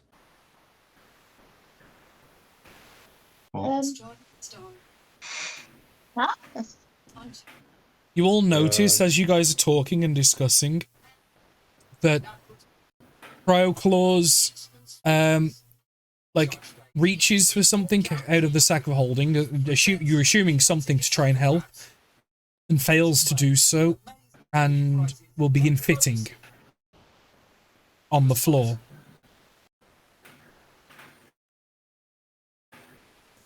Well, he's fucked. Can I go over to the bag and try and pull out what he was pulling out? You may, but it's rules like a bag of holding, so what are you going to envision and think of to pull out of the sack? Because it's the same rules, it's just on a bigger scale. Right. What does his wounds look like? You Like notice a singular impalement on the stomach that is gone necrotic and black around the edges, with his blood now a mixture of the red that you'd expect and black ichor, which matches Incrampus. I am going to. I will say at this point the room is obviously still cold, so you going over to do that, you are going to take 4 points of cold damage as you're in there, medicining it up. Okay. Stoking that fire, trying to like stave off the worst of it. Yeah, essentially, I will say if you do that, you're able to get it alight, like the fire's active and going again. So it will mean it's half damage received. So that 4 would have been a 2 if it was fully active and stuff. Because the problem is the windows are still broken and there's still a deficit of heat loss. Change of plan slightly. As you guys are, as you are looking over him and the fire gets stoked, you notice that Cryo stops moving. Does he still have a pulse? Make a medicine check to find out. My worst one. I do not know if he had a pulse to begin with. What do you look for? You can't feel a pulse, but you don't know if that's because there was... You don't know if that's because you haven't found the right place to check, whether he had one. Right. You're unsure. I'm gonna reach into the bag of holding and envision some sort of similar magical staff, but for decay and necrotic damage rather than like the healing staff. Okay. Roll a D100. You try to powerfully envision such an item. You stick your hand in. For a moment, you think. Nothing forms in your hand to pull out. As you don't know why it's failed, but it's failed. As you're still in the room, you would take 6 points of cold damage down to 3. Santi, are you still in there? Just as an FYI? Staying outside and hurling, poorly taken advice. Shooty's entered the room to go over to the sack. Okay, so at the end of your turn, you will take 1 point of cold damage, but what are you doing? What am I doing? Okay, I'm thinking like the all the opposite of in Krampus and like the joy of presents and stuff. Like Christmas spirit and wish. Yeah, as much as a goblin can. Roll a religion check, I guess. Oh no.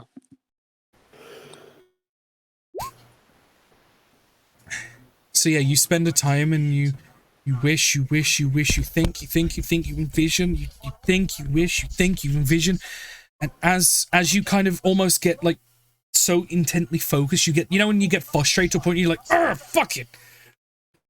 As you kind of get to that moment, just before you notice as Cryo Claws just takes a deep breath in. Oh no! This fucking character, no! And sits like Undertaker-esque, Mark Calloway-esque, sits bolt upright. Go on. Are we still in turn order? No, I just not closed it. Right, okay. Shooty will try and convey through like pointing at his head and pointing at Santi and like praying motion. That's yeah, but you notice as Shooty may wish to believe he was the one that did it, but yeah, he sits bolt upright and just takes this like one singular gasp in. Ishna unde mane. A few seconds later. I don't feel good. And you watch as, in a similar fashion, you watch like very exorcist girl-esque, you watch as in Krampus, his hand that was loosely gripped on the sword grips it firmly once more and his back arches upright like fucking doing the bridge. And as he does this, you watch as Cryo-Claw's eyes turn black fully. Oh no. I fucking knew this was coming. As both of them are seemingly alive and well, for the better, for worse. It's just a dag of life and steel. Ante unda bentoneman. A few seconds later, you have all made the naughty list. As Krampus and Cryo-Claws both stand up in unison, seemingly ready for round 2. Question is, are you guys ready? No. We re-rolling or we keeping it as is? We are re-rolling, motherfuckers. Oh god. Okay. As it seems, gone untreated, in Krampus's weapon has an effect on aspects of Ilya and has basically zombified and controlling Cryo-Claws.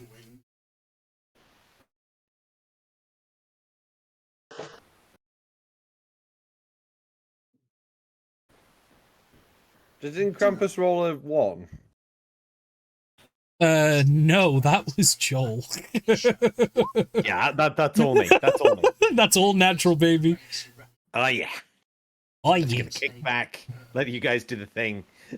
Yeah, so what I'm going to quickly do is... there he is. If I select it, roll the initiative, and then we modify that down to a lovely, lovely 2, as is the way. So... Dexterity, good to know. Cryo-Claws, he's going to roll his initiative. And then in Campus... Hey, okay.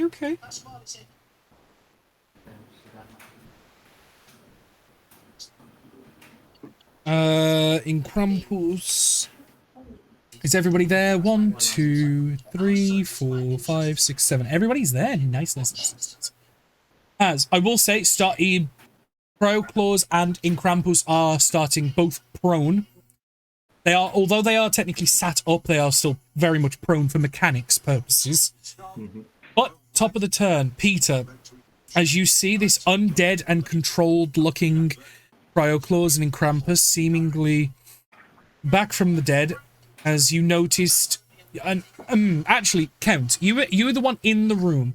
Make a insight check really quickly. Can I as well? 'Cause I was Yes, I will allow you to as well.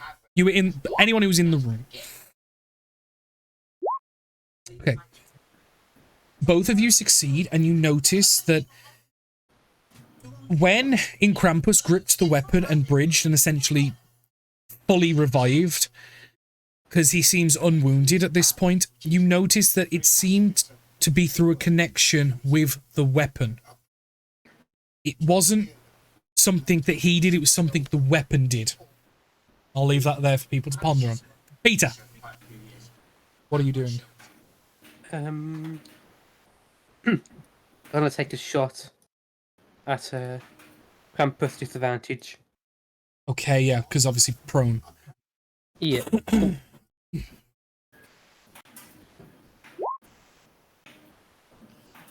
Oh, that's a misfire, I believe. Yep. I'm just going to quickly roll some severity on that. So a D100. It's just an embarrassing fucking miss. The problem is, you're used to shooting at targets that are like raging bulls charging at you, especially when practicing with some of the barbarian teammates. You take the shot and you like shoot the floorboards next to it, and you just hear a small explosion as the explosion from the cartridge has set off another one in the barrel and has caused a misfire. Like, I'm just gonna move to there and then my turn. Yep, that sounds like a good one. Helper boy. Okay. I will warn, this room still has the same implications. If you end your turn in there, it'd still obviously issue some. Just warning. Okay, going to move back and I'm going to hold an action for a firebolt when Claws gets up. Okay, perfect. Is that it? Yes. Matt, your character is now ready to rock and roll. L-boy. Who is? You. Yeah. Running up to him, just screeching like a feral owl. Just a running hoot. I will. Just a running hoot. I will rage. Okay.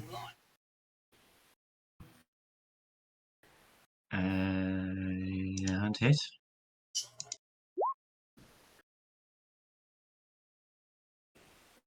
Should have Eclipsed, but never mind. You will get advantage because he's prone. Oh, yep.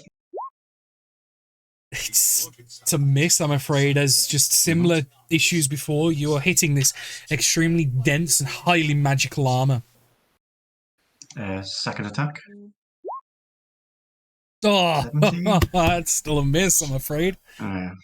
That is, it's just a miss, as you guys have probably figured out, his AC is 18. Right. Yeah, and sword's still going, so I'm immune to the cold, Effects right? of this room, yes. Cool. Yep, that'll end there. It was this because I was either going to give you Frostbrand or Flame Tongue, and when I picked Flame Tongue, it was a case of for that reason. So, Cryo Claws is going to spend half his movement standing up, which at that point a firebolt gets sent out. Firebolt. Oh. Misses, I'm afraid. And he's going to... You know what? Count, you're the one right in front of him, and you was, like, messing with him, quote marks. He's going to make all three of his attacks against you, as he's going to lift the gift sack, the sack of holding, and he's going to swing it wildly at you twice, and then he's going to hit you with a boot strike. As his first hit... So he's dropping his sack. Okay! Natural 20 with the sack. Ooh. What's in that thing? It's... everything. Yeah. Okay, that's 18 points of bludgeoning damage with a +4 and then a +8 from the crit. Luckily, this doesn't have a lot of dice. You take 18 points of bludgeoning damage as you just get hit over the top of the head and you kind of like crumple forward slightly as it just hits with a almighty thud. And then he goes for like this wild uppercut that you're able to kind of like side roll out of the way. Thanks to like being rocked so heavily, you did not want to get hit by that again. And then as you go to regain your position, like stood, you just see this thick black boot just coming straight in for your torso with a 26 to hit. As you get dealt 9 points of bludgeoning damage, and I need you to make me a strength saving throw, please. You are knocked prone as just this big boot just straight in the center of your chest just knocks you clean off your feet and you just go flying. Intamuni bane rasu. And that translates to Cryo Claws is here. And he's going to take 1, 2 steps to there as he starts approaching you guys. Attack of opportunity for who's this here? Oh, and Count, can you hear me? No, we can't, dude. Who's that's Shooty. Hound and Shooty. Do you wish to make attacks of opportunity? Shooty won't. Okay. Shooty's focused on in Krampus. Can you hear me now? Yes, we can do. Do you want to make an attack of opportunity? And I would also like to hellish rebuke one of those attacks as well, please. Easy enough. Yeah, go for it. Dex saving throw from Adir Hava Christmas. +6. And were any of those attacks you made on me magical? Technically, yes, with the gift sack, because the sack of holding is magical, but the boots weren't. Right, so I'll take half from the boots. And okay. Yes, so the 9 damage will go down to 4. And the first lot of damage was 16? 16, yes, because it was 6 plus 4 plus 8 for the crit. Not bad. Okay, so he succeeds, so he's going to take 5 points of damage in rebuttal. As moving on, it is in Krampus's turn. You will be all happy to know that despite him getting a free regeneration, his Hellfire Orb is still used. I am not that mean. Did we take the attack of opportunity? You used your reaction to Hellish Rebuke, and Shooty has chosen not to. Right. As Krampus stands up and looks at Santi across the room. You tried to banish me, did you not, creature? Here. No, I didn't. No, Santi. Santi. I'm just like in his face. He will reach a finger out and go, I can do that too. Oh dear. And he's going to use one of his 4th level spell slots and cast Banishment. Let me just double check what the save and bullshit is. It is a charisma saving throw. Charisma. I know, because I happened to look it up recently myself. Odd that, isn't it? All right. Fucking bring it on. You try bullshit, he's gonna bullshit you back. The only reason why that's a 9. The only reason why he didn't do it was because he was hell bent on using that orb. Go. Wait, the robe gives me advantage. Oh. Come on, baby. Daddy needs a new pair of everything. Damn it! That is a spectacular fail. As my bullshit. As I just had such bullshit. In a click of a finger. He has got concentration up on it though, so it's possible it can be broken, and it probably will. But in a snap of a finger, you just watch as Sandy he's gone. Now for the rest of you. And that's going to be his turn. Because that was his action to cast. Shooty. Shoot. Shooty. I just like you tried to banish him, and he's just like, no, you. Swear to God, if he loses concentration before my turn, I'm gonna know you him so far back. This is gonna be a constant ban, like 1, 2, 3, 4. I declare a banish war. This is the Uno reverse card storm we have been waiting for. Okay, so that's 20 points of damage to Krampus from your. Try 4. You'll do my. I believe you've got. That's 3 used. You've got 2 or 3 left. 4. So I've got 1 left now. Cool. That is a concentration check that he must make, which is a con save. That is a success with a 15.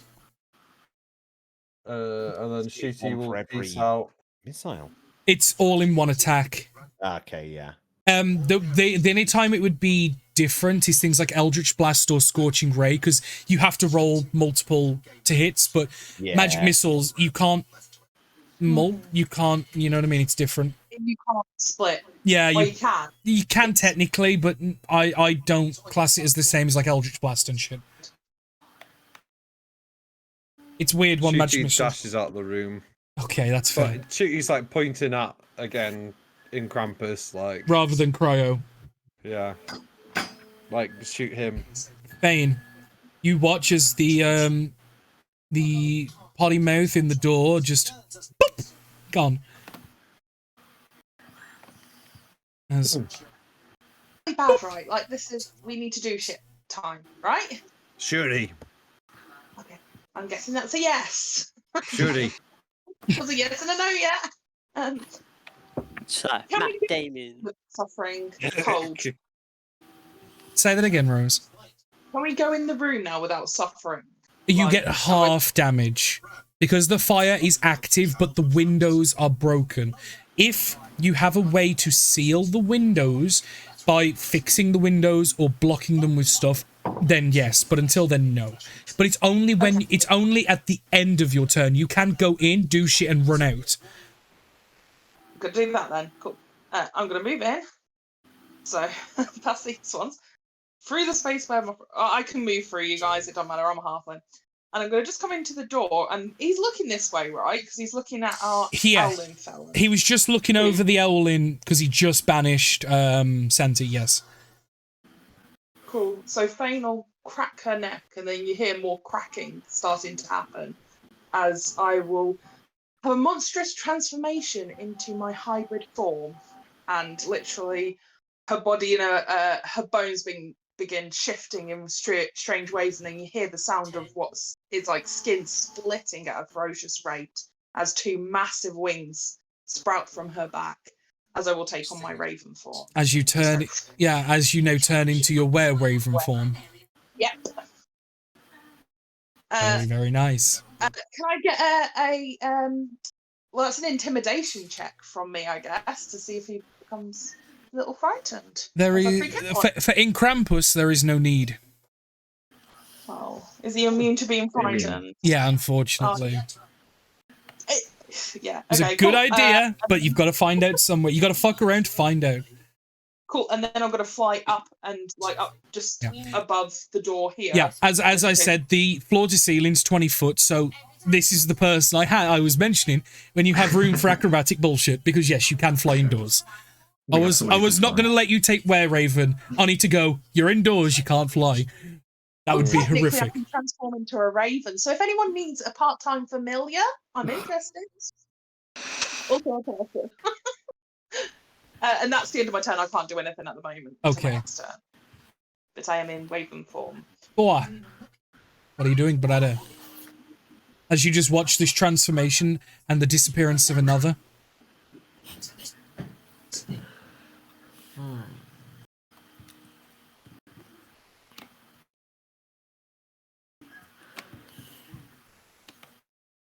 Hello? Tom? Shooty. What are you doing, bud?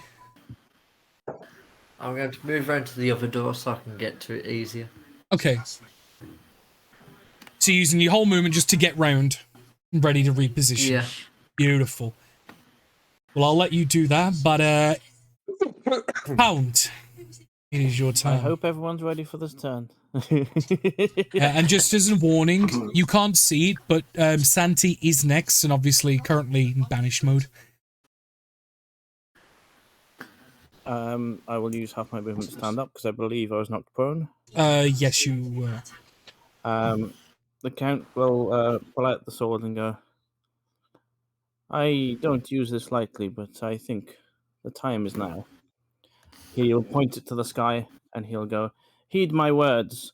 I wish all my allies that are no longer allies to return to my side and let them be rested like it is the morrow. Okay, and you're going to cast the one charge of Wish. Yes, please. Intriguing. Fuck yes. Fuck yes. Let me just quickly read a couple things. I wish to see Santa Claus. Yay. Are you on the naughty list? Oh, this is great. This is the shit you want. Because I knew, like, something like this is how it was going to be used. Well, you hoped. You hoped. Well, yeah, because otherwise you've got a zombie Santa. Like, come on.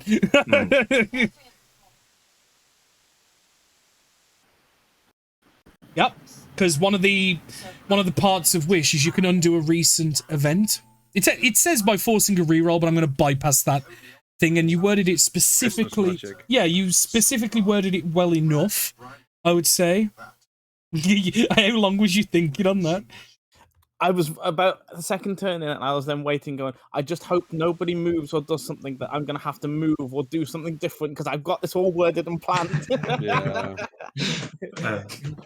Trust me, I'm surprised that didn't happen with some of these people in this school. So True. we haven't heard I've got a plan yet. So that's a good thing. Right. Okay. He's Well, got I've a got plan. some good news for you on that score. Right. Right. Are you ready for the good news, bad news, shit sandwich? Yes. Right. The good news is the spell goes off, and you notice that as Cryo Claws is just like reaching the sack above his head, ready to do another wild swing. You watch him kind of freeze and stutter as the spell, and you watch as his entire form and figure glows momentarily. And for you two who are stood right in front watching this go down, you watch as the paleness, the coloration kind of returns very slightly, as you noticed he was quite pale.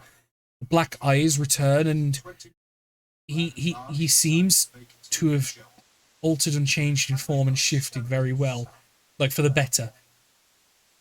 And then you'll kind of just hear him mutter, Ishvan Unti. A few seconds later, what happened to me? Here's the shitty part. Are you ready for this? Yeah. How long? For the next 4 days, count, you feel your body go weak, and your strength has now become 3. Specifically. And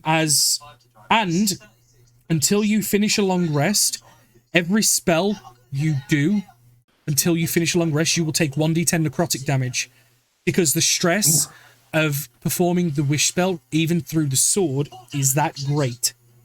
Mm-hmm. And just for the sake of, roll a d100. Oh, Jesus.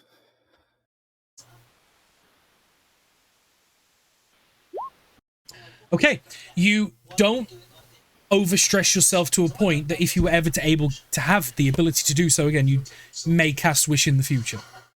Because there's a 33% chance you lose the ability to ever cast Wish ever again. Mm-hmm. So now my next question is, did the second part of that go off? As in rested as if nothing had happened? Yes. We'll find out. And also, did Banishment, my friend from Banishment, come back? That was done by Inkrampus. Okay. So that's a concentration by him. If it was Santa, definitely that would have disrupted the concentration. Right, okay. Very, very good, though. Thank you. Beautiful. Is that it? That was my action. I've got half movement left. Bango's any grappling. Oh, I could try and... Bear in mind, it's only half damage of... This will be your third turn in this, it'll be 3d6. Because it ramps up by a d6 for every consecutive turn you stay in a room that is at this temperature. Right, okay. But it's halved because the fire. Yeah. I'll risk it for now. Go there. And I can't do that because of... Oh, actually, is that a bonus action? New class in this. Yes, that's exactly what I'm going through right now, sorry. No, it's alright, it's alright, it's alright. Have a quick think. While you're doing that, because I don't think it will affect, Joel, what is Santi doing as he's like starfish floating in an open void on his turn? I'm just in open void, right? Yeah, essentially, because the way it's described as like a neutral demi-plane if you're being banished on the plane of existence you are from. So I say that you're kind of like floating in like a pitch black void of nothingness, like you're floating in like jelly or some shit. I do allow within reason people to do shit within reason, because, you know, things like plane shift and stuff kind of bypasses the point. During first round, I think swearing loudly Oh, in aforementioned that's exactly mixture of Dwarven and Abyssal. that's exactly what I imagine. Just him, just like you can just imagine the camera's fixed and just like spinning, floating across the screen. You just hear, "Motherfucker, I'm gonna kill you when I get back. You just watch me when I get back." You know what? Hang on one moment. Let's make that 4 rounds of swearing, assuming I don't. Yeah, because it's 10 rounds. Yeah. Yeah. So you've got to vent your frustration out somehow. I've got stuff that I could have been doing, but no. I think his temper's got the better of him because he beat you up with your own spell. Yeah. Like he took your plan, folded it, twisted it, and then like give it a little tickle and then give it right back to you. Nobody can hear like me yelling out the plan that I have for when I return. Nobody. But, I'm so mad. Nobody puts Santi in a void. Right. Game, have we got a plan? I could not do what I want to do, so that's my turn. Okay.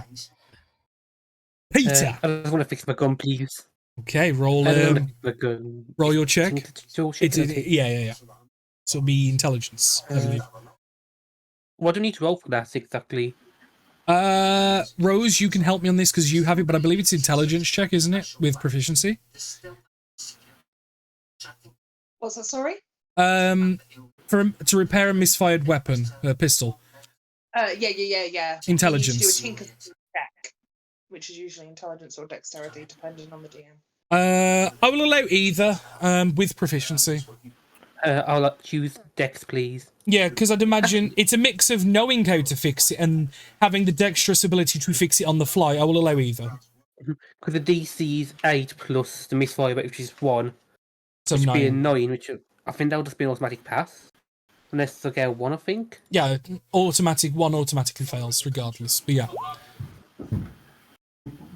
Oh! What is funny? Okay. Yeah, you just about fix it. Fucking hell, Liam. I mean, that does take your action to do, I believe, unless you're... That's my action done now, yeah. But that's my action. You managed to clear the cylinder that had misfired in, and luckily the weapon the metal hasn't malformed. Help up? I was going to take a step to there quickly. Let's be done. So what's the state of claws?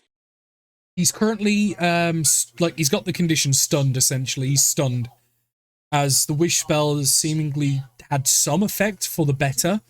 You heard him mutter, "What happened to me?" And he's confused and stunned.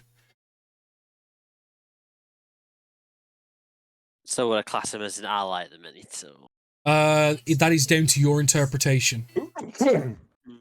What isn't an ally.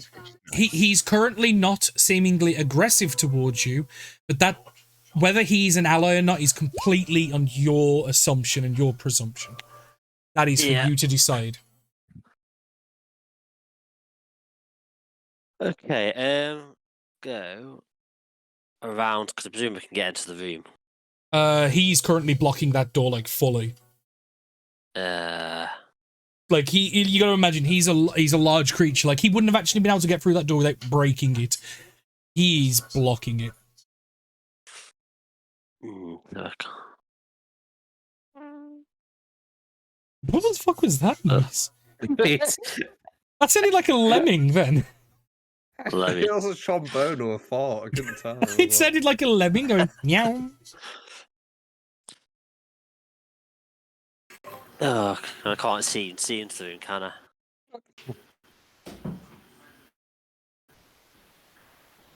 No, complete blockers, I can't even see it.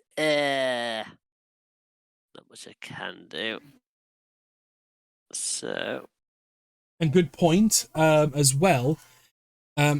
During the period of non-combat, the unicorn would have dissipated. Probably a mix of fuck this, I'm out of here because of abyssal cursing and whatnots.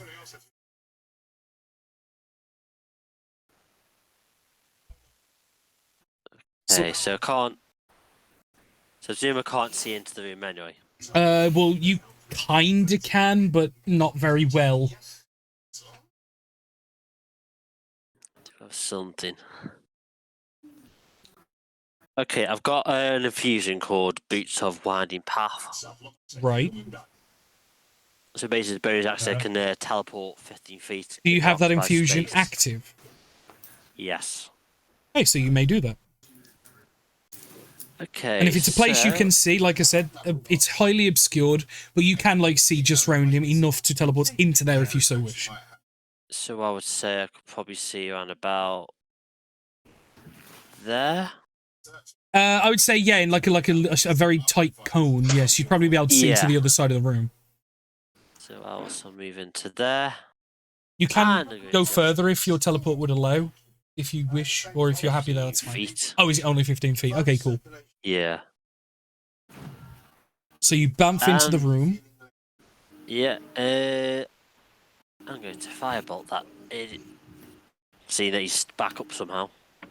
Sounds good. Go for it. Roll a hit. I did realise one thing I forgot to do ages ago, but it doesn't matter. I forgot to make Rose roll a injury roll because she went down. Oh well. Ah. Oh yeah, that's a hit. That's a big hit. It could take 13 points of fire damage. Nice. Nice. As you just kind of bamf into the room and just... Woof, and you just see this, like, short firebolt just explode onto the plate armor and the embers singe and burn and do some damage. Not bad. Is that it? Yeah. Who are you? Ooh. It's your turn. I really am want to going know. I'm going Thank to you. go into a full frenzy. Oh. Which lets me attack on a bonus action. So this is 3 attacks. Okay. Nice. It's also like just rotate his head flanking. 180 degrees. And then it falls off. Oh. 25 hits. It hits. Yeah, that's everything involved. Oh, 20 points of damage is not bad at all. And he's now got to make a Constitution saving throw check. He succeeds. He's holding on to you, motherfucker. He ain't letting Santi go without a fight. That is a miss, unfortunately. So with the frenzy, I can bonus action attack. Yep, you may. Shit. Don't do any good, though, as you just get one solid hit in, and he just stands firm. And then just these other 2 hits, you try and attack the same place, which he's already then raised his arm in defense, and you're just hitting the bracer, and it's doing nothing. Okay. Cryoclaws is going to spend his turn stunned, but then by the end of it, he seems to like kind of stagger backwards very slightly. And you see he's now under his own footing and power, and he's like slightly hunched over, but he's stood as he's taking a couple of like labored breaths, seemingly not attacking anybody, which is a very, very good sign, at least from the perspective of you guys. In Krampus turns to the Count. Your spell can only do it temporarily. I can do it again. And he'll just take the sword and he'll just slash backwards at you. As he's going to hit you for 16 to hit. That'll hit. Okay. He's going to do it one-handed again. So this is 8 points of slashing damage, followed by 18 points of necrotic damage. The slashing, is it from a non-magical weapon? No, this sword is the one that like made Santa Claus into a fucking zombie. Fair enough. It's very, very magical. Oh, and Rose, I'll say it, but it doesn't matter. We forgot to do an injury roll for you when you went down, but it doesn't matter. Oh, sorry. Oh, I forgot as well, but it doesn't matter. It's too late. One shot. It's fine. Yeah, fuck it. Yeah. I'll decapitate you in the campaign. It's cool. And he's gonna now he's gonna turn around fully. Like that was just like a swinging shot as he was turning, but now he's turned fully towards you. He's gonna do a second swing at you for a 22 to hit. Jesus, yes. He's gonna hit you for 9 points of slashing and 13 points of necrotic. Never mind. I'm down. You're down. Do you want to make a Constitution saving throw, please? Which is it's going to be past DC 10, so it's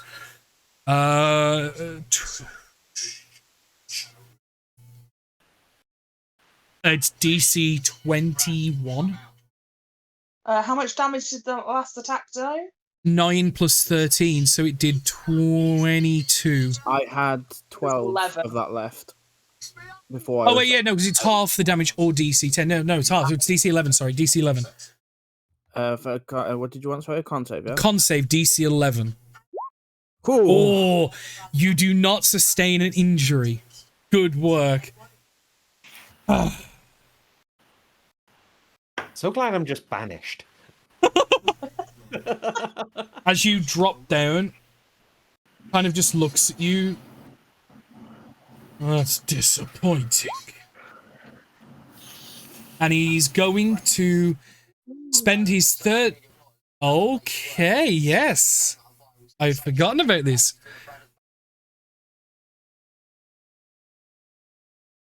So yeah, as you watch as he gets hit, knocked unconscious, you watch as the form just immediately turns into this mist, which you can see. It's more like a floating fog. And we will say, for the sake of count, that your resting place is in one of the bedrooms. I will allow you to pick which one it would have gone into. And that actually fucks up what I was going to do, because I was about to use my last attack to push you into the fire. I was going to kick you in the fire, but I guess you will do then. And then he will do the similar, like, arcing swing as he turns around, like slashing out at who? You can't spend the attack kick accidentally kicking the dust. Yeah, it's pretty fucking obvious he's turned to dust. He's not an idiot. Okay. Wow. If it was like a goblin or something, then maybe. But that's going to be a 29 to hit. Who? Oh yeah. As he's going to do 6 points of slashing, followed by 16 points of necrotic. So 3 points of slashing because you're raging, and then 16 points of necrotic.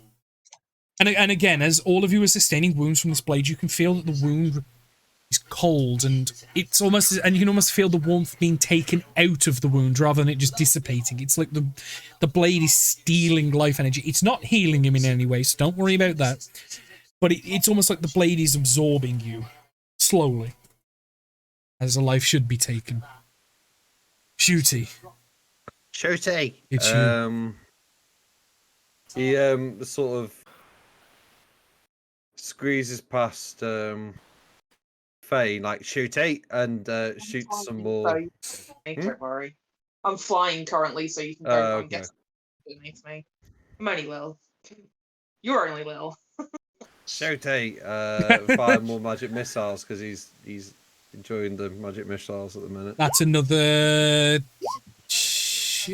26 damage.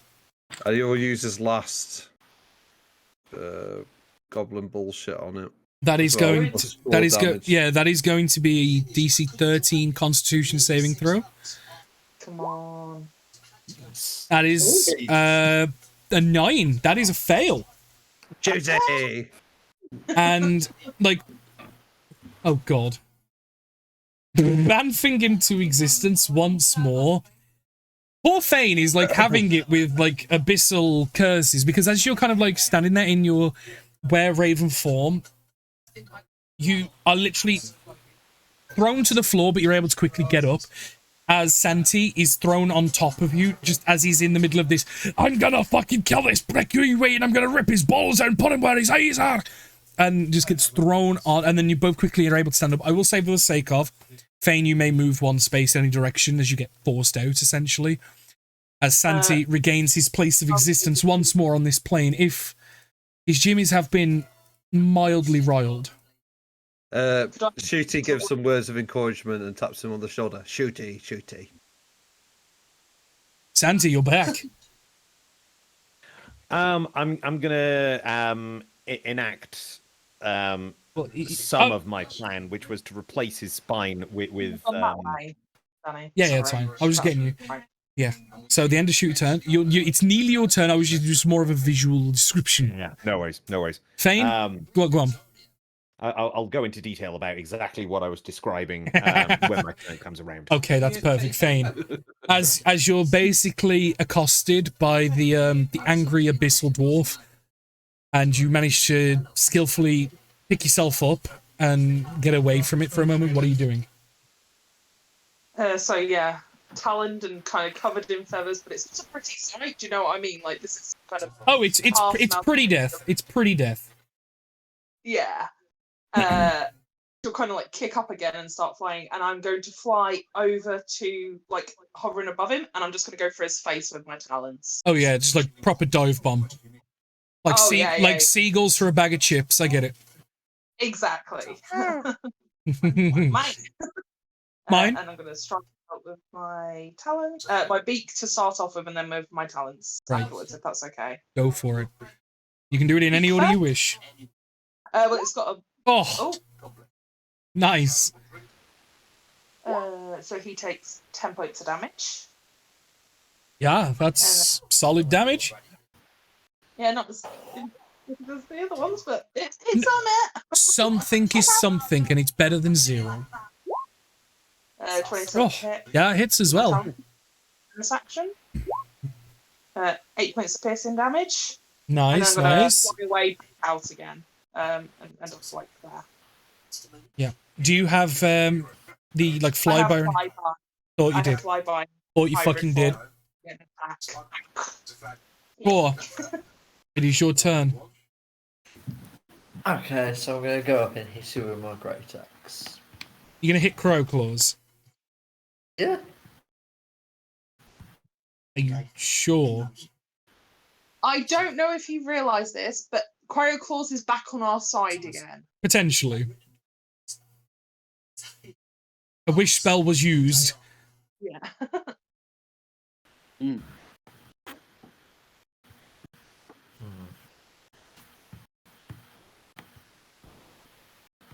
Tom? What are you doing then? Thinking. Okay. You want us to come back to you a second? Yeah. Okay, can we get a death save from the count, please? He's dust. Oh shit! Yeah, no, it bypasses that need. New class who dis. One. Dust. Well, actually, that means on his turn, do you wish to maneuver and move in your vampiric dust? Yeah.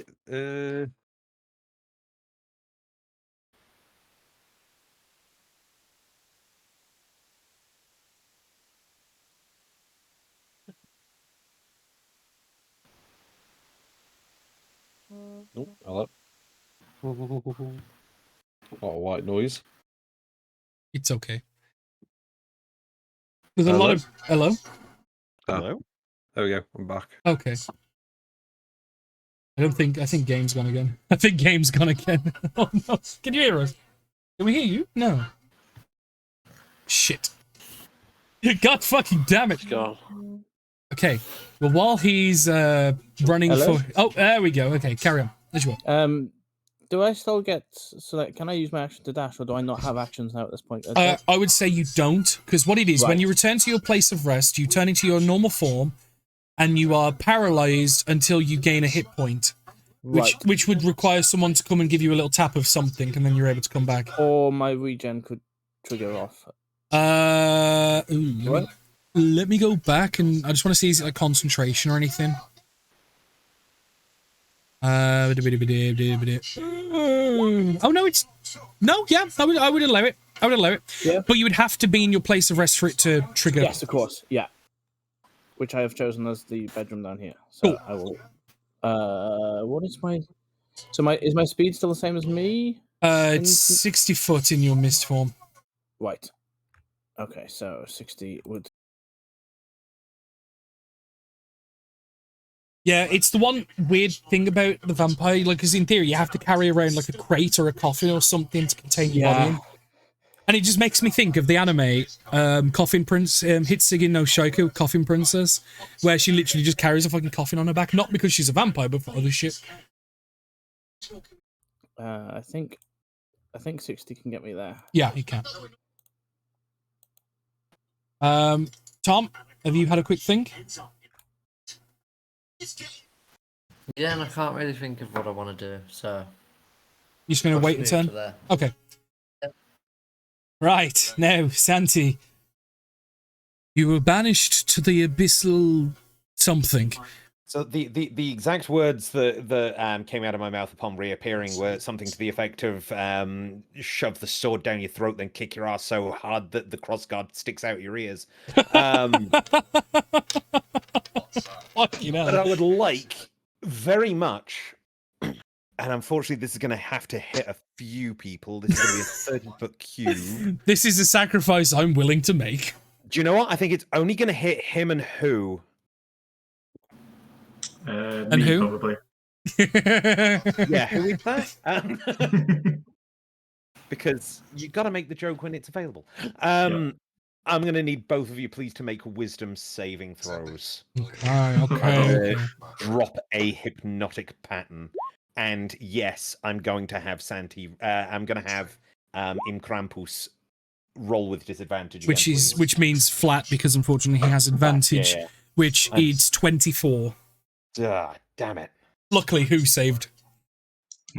Yeah. Yeah, who saved? That sucks. That sucks balls.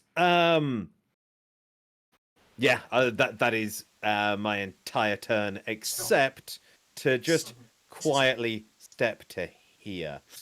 Yep, that sounds like a good plan. Yeah, better plan. Better plan. Peter? Okay, I'm gonna move through my friend here over to here. I'm gonna try to have a shot. Yep. At Krampus. It'll Over there, be please. 3/4 cover, but you ignore that. Yep. Yeah, if you're sharping. Yeah. He's got sharpie shoots. He's a good boy. 21. 21 hits. 9 plus 10. Bang on. 12. And I'm gonna go beat risky. I'm gonna go for sharpshoots from the second one. Oh. If you can find thing to press. Aha. Okay, so second job. Just 18. Just hits. I bang on what you need. 24. Oh. Jesus Christ. Yeah, just as you kind of just like aim between the little crack between Cryo Claws and Incrampus, you send 2 shots in. One hits and then the other hits. As who is currently just shaking off the effects of the hypnotic gaze. You just watch as Krampus like kind of shoulder checks you a little bit as the force and impact kind of nudges him forward, and he's like doesn't knock you off or anything, but it's you'd think Krampus is shoulder checking you at this point. Yeah. Then I'm gonna move another back to where I was. Yeah. And that's the end of my turn. Helper. Oh yeah. Moves right up. And you notice that Cryo Claws does not use an attack of opportunity. I thought you. Which is a very good sign once again that something may have triggered. Yeah. Indeed. Okay, the gauntlets are coming back out. Go for it. So, first attack. Just hits. For 7 points of thunder. Yeah. Second attack. Hits again. It's another 7 points. You're anything but consistent. As you just take these 2 hits, and being thunder damage and plate armor is partially conductive, you just kind of reverberate through, and just these shockwaves just hit and hit and just knock him off balance. Not enough to stagger or anything like that, but enough to make your presence known. Yeah. And speaking of known presences, who? You just got shoulder checked by Krampus, you think. After being hypnotically gazed, but luckily you shook it off. Yeah. You don't know the source, but you would probably assume Krampus at this point. Yeah, not clever enough to figure out what happened. You're in a rage. You just one bad guy in the room. Full on frenzy. Yep. Yeah. And smack. Oh, You have sorry, it. should be advantage. Advantage makes the difference. 26 hits. Oh, So 20. it's not bad damage, yeah. That's not bad at all, as that first strike just cleaves into the backplate. And it's, second. although you're not piercing does the use armor, Blackberry's action to go back. it's too late now, dude. No, I didn't declare my bonus action. Well, You didn't give me a chance. apologies. I will allow it, but unfortunately then that means whose hit just missed. Oh yeah, I don't have advantage anymore. No. Yeah. Okay. But he does have disadvantage on your his next attack roll. Against anyone but you. Yes. That's the reason why I backed off. Second attack? Second. I'm sorry, Matt. I'm sorry, dude. And bonus, third. Still frenzied. That'll hit. That'll definitely hit. Alright, the 20 comes back. Cool. As you just lay in, and what it is, you're not piercing the armor at this point, but what you're actually doing is you've struck him that many times with the flame tongue sword that it's actually heating the armor up where you're almost like on the verge of heat metaling him. Nice. And that's how you're actually doing damage at this point. Hmm. And the end of your turn? Yep. Cryo-Claws is going to just take a moment and just kind of like rub his head and just take a step forward, like next to the window. And as he's doing that, he's going to speak. Ande bunde nunna il al un in campus. A few seconds later, it will repeat. You tried to convert me into one of your undead, and now you will pay the ultimate price on the naughty list. As he will reach outside and form two snowballs with his hand, hold them in, and in one swift motion, he's going to make two strikes towards Krampus and send two snowball attacks at him. I'm just going to roll them together, one after another, because it's nice and simple. First one misses. Second one. Cool. Cool. That was his moment. And it's gone. Yeah, cool. Glad we brought you back into the fight, buddy. Like, I had this little, like, I will now avenge myself instead of, like, my father or some bullshit. Reach out, grab the snowballs, and he's just straight out the window. Do they land over here as a snowman? No, they went out the window. Oh. It went from window to window. As a snowman. Yeah, probably. In Krampus, it's his turn. And I ain't finished with you, Santi. And he's going to run. You will get attack of opportunity. 5 foot. Mm-hmm. Yep. That hits. 18. Nice. 10 points of damage. Not bad at all. And then it's going to be 5, 10, 15, 20, 25, 30. Bane will also get an attack of opportunity. As you just see this hulking form just come running round. And with his sword, now in 2 hands, raised above his head, ready to swing down. Because it has the versatile. Yeesh. That is a miss, unfortunately. Yeah. With disadvantage, mind you, though.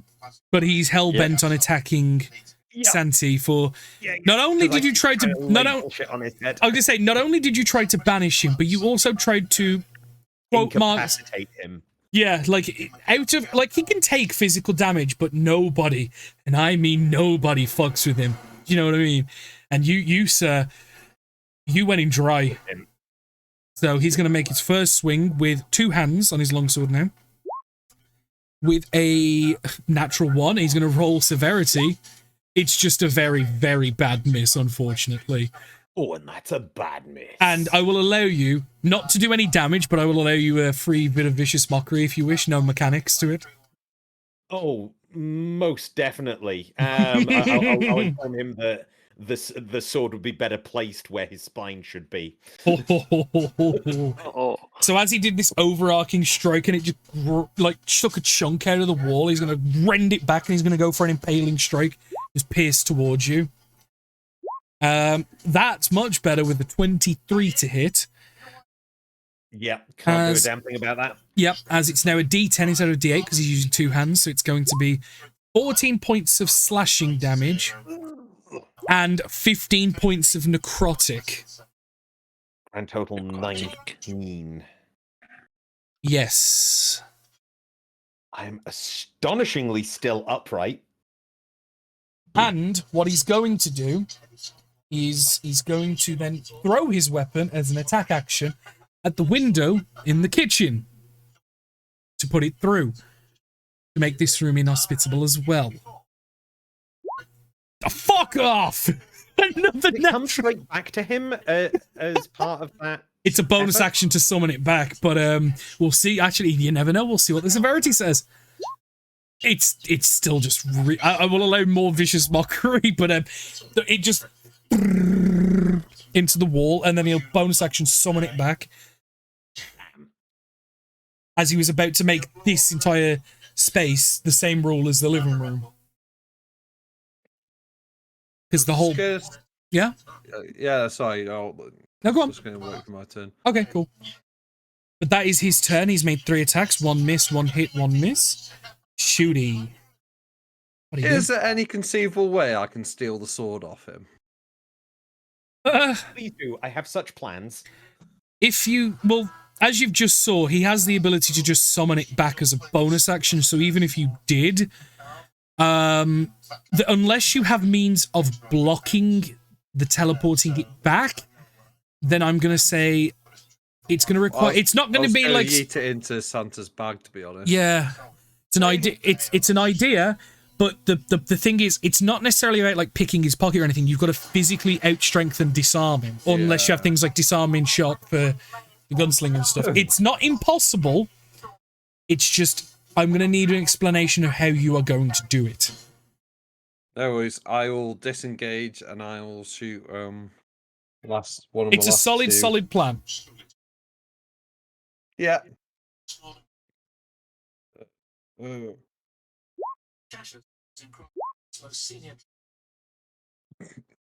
Nice. As another 24, 31 this time. He's starting to look pretty wounded again. He's past bloody. I'll disengage or run into the corner of the room. Yeah, just shooty. Yeah. Shooty! Bane. As I said, the wounds are starting to build up once more, and he's getting to that stage in the fight. He summoned his weapon back, hasn't he? As a bonus action, yes. Basically, you know, like the Pact of the Blade Warlock ability. It's basically that, but slightly tweaked. Because it's one thing I like to do. I take stat blocks and I tweak them. I just add things and change things. Cool. Gonna fly in. Rinse and repeat. Yep. Just do a little flybys. Seagull spotted chips at 9 o'clock. Yep. Fucking hell, yeah. 27 hits. I imagine like Ride of the Valkyries as she kind of like sweeps it.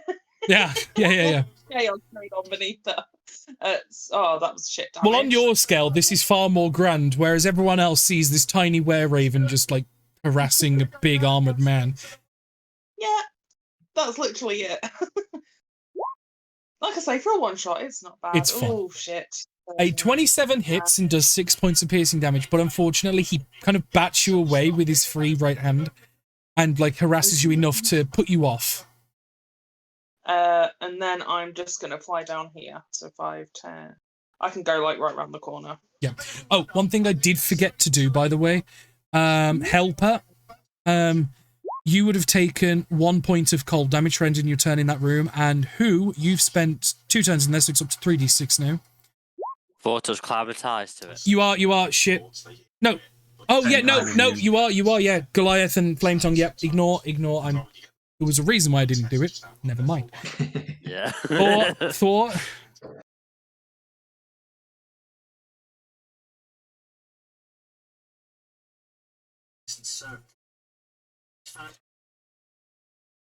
Hello? Tom? Quick, wait then. I'm going to move as close to Krampus as I can. Okay. So you dashing.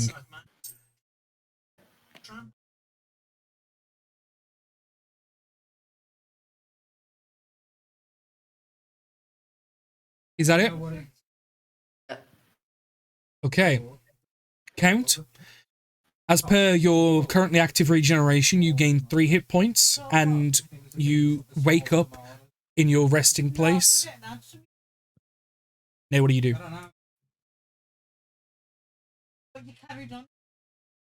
Game. Buddy, old pal. God fucking damn it. Every goddamn time. We can hear you now. Can you hear me now? Yes. There we go. Yes, there we go. What I don't know the why you keep fuck? doing this. I said I was going to ask a very strange question, but these walls here, can they pass any amount of air through them? I've got a knife. Probably yes, but probably not. Like, unlikely. Gurd, thank you for the raid. It is greatly fucking appreciated. I'm gonna rule it as no. That's fine. A strained no. That's fine. I wasn't sure how close knit the wood was of the walls and whether there was some Yeah, it's a very well built manor. There we are. It's done with good craftsmanship. But Gurren, thank you. Jess, hi. Love you all. Thank you for the raid. You're joining us on the Christmas one-shot at the cryo-solstice. These guys are currently fighting in Krampus and what was once a undead cryo-claws. How you doing? I am going to take my wolf form, which will give me 40 feet. And I will move... Oops, no.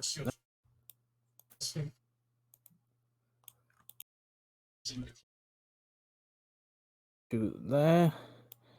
That is all I can do currently. For now. Beautiful. It's Santi. You've just watched this potentially god level, like, unholy deity just like whiff so fucking hard that his mama probably face palmed. What are you doing? Yeah, but he's still far too close for me to pour the sheer amount of scorching rays into his ass that I really, really want to right this very moment. You can, but there's gonna be like a slashy in your direction. No, I think the smart thing for me to do right at this very moment, burn a 5th level spell. Oh, okay. To far step the fuck out of his way. Okay. Do we have a door into the dining room on this side? No, you only have a double door that's here. Cool, but Faye is high enough. She's flying. Is high enough. She's flying. That Yes. I can stand underneath her. Right. Perfectly fine. Yes. Cool. She's in the air. That's bonus action. I will try. Oh, first things first. Oh no, hang on. Better do it in chat. So just maximise the use of your character. Ignore that. Okay, I'll ignore it. Is this your wild magic? Yep. What do we got, big boy? Oh, it's nothing major. I'm about to get either older or younger. Oh, okay. I'm a dwarf. It doesn't make a massive amount of difference to me. Just a singular wrinkle just appears. My beard grows the tiniest fraction, becomes even more gnarly. Yeah. Yeah. Big fat hairy deal. I'm gonna hit him with a mind sliver. Could he kindly make an intelligence save, please? Interesting. Okay. How's a 15 look? 15 is looking mighty good to me. Thank you very much. He can take 8 psychic damage, please. Okay. And the next saving throw he attempts is going to be shorter D4. Okay. And then I'll take, as part of my move action, a couple of steps back.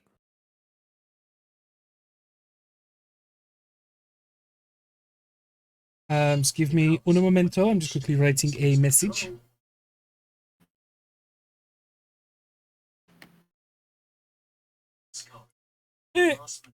There we go. Sorry, I was just letting Gurren know that as thank you for the raid, as I've been doing with the keys before, to let me know what games she would like, and I will give her some Steam keys to give away, keep, do as she pleases. But because I've got still over 100 of them, and I've got to get rid of them somehow. I've had them for nearly a year. Peter? Over 100 still? Yeah, I got fucking shitloads, dude. It's why I'm trying to do other methods of giving them away. But Peter, Peter, what are you doing? As you start to see people fleeing from the kitchen area, and you can hear the clear sounds of combat coming now from there. I'm going to run over to the corner here. Right. Have a little peep round and give a quick shot at him. Easy enough to do. So where's my gun gone? There's my gun. Welcome back, Total. I don't know if you saw that Cryo Claws turned into a zombie at one point, and then the wish spell undid it. But Krampus is back. She was informed by DM by me. I'm doing sharpshooter again. Okay, Never go for mind. it. Oh, that's another misfire, my guy. I'm going to roll severity real fucking quick. And I believe that's the second misfire as well, isn't it? Yeah. That's bad. It's just very embarrassing. Shooty will just shake his head and just be like, Shooty. As you just watch as part of the barrel just morphs and expands under the heat and pressure, and it just breaks the gun. Because I believe after the second time it's a break-in, isn't it, rather than a jam or anything like that. I'll have a quick check. We'll come back to it when we need to. But until then, big helper, it is your turn, my friend. Yeah. What are you doing, huh? You got a big If I fight. go there, do I have line of sight? Yes, because that door was blown off its hinges from the Hellfire Orb. Same with the other one. I'm going to go down there, and I'm going to cast Lightning Bolt. Okay. No, I've just checked it breaks if I fail to check to fix it.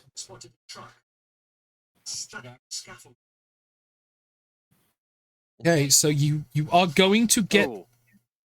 I'm just going to quickly double check how it passes through people.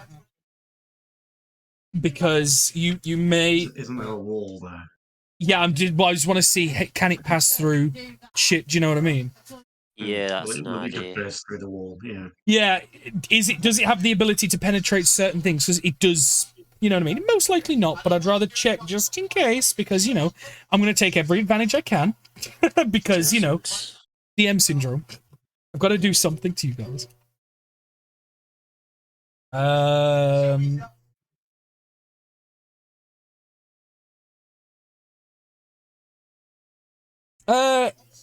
No, you should be fine. Just note, though, that what it hits, if it's flammable, it will set on fire. You're in a wooden manor. Yes, I know. I know. Okay, cool. As long as you know. Carry on. I'm aware of that. We were feeling a bit cold. It gets rid of the cold problem, yeah. Yeah. But it is going to be a dexterity saving throw. Yep. So DC 16. That is not the dice I wanted to roll. I rolled. And don't forget to lop a d4 off it if that's a save. Yeah. I didn't mean to roll that. You've got to be so aware. I'm waiting for it. Okay, so that is 13 minus 2, 11. So that fails. Oh wait, no, not 13 minus 11. It was a 15 minus. Yeah, okay, cool. It still failed, so 13. 21 points of lightning damage. Oh, baby. Yes. As you just hear this crackle and just this lightning bolt just passes through, but that corner, allow me to draw a little thing here. That's been ignited. Yeah, the town of Palaxus, when they get this mana back, are not going to be happy. Isn't this the second mana we've now put on fire? The fourth, actually. I did one in a one shot as well. There was one in There was one in campaign 1. There's this one. There was another one in a one shot, and then there was one in the last campaign. Well, yeah. This is becoming a problem. The whole one shot, yeah. I'll go give himself defensive field for some more 10 HP. Okay. I would like to point out I have only caused one of those, but I have been here for all. Yeah, you have. You've witnessed them all and was cause of one. Cause of one. But we'll see if you can be the savior of this one today. For once. Pooh, it is your turn. Yep. Running in, screaming, squawking. Tell me what whatever. Go on, demonstrate. How does it sound? Like an owl. I don't know what an owl sounds like, dude. Tell me. Neither do I. Kind of noises. That'll do. Yeah, so he just runs up with his axe and goes. Wah! Sounds like fucking. Sounds like Elves Waluigi. Just fucking. Wow. Wah! Go for it, my guy. Tell me. Reckless. Go for it. And Frenzy. Wow. Okay, a 26. Definitely hits. Come on, get another crit. Yep, 23. That also hits. For another 16. And bonus action Frenzy. That 17. is unfortunately just a miss. Just. But. Do you know what? No, it's not. I'm going to add a D4 onto it. Okay. I'm gonna burn a couple of sorcery points and chuck an extra D4 onto it. It does mean I can't now kill his advantage on saving throws, but okay. Roll a D4. I mean, I need one, but yeah. That is enough. You hit. You can't see me right now, but I'm what up throw posing. No, but do you want to know what's even better?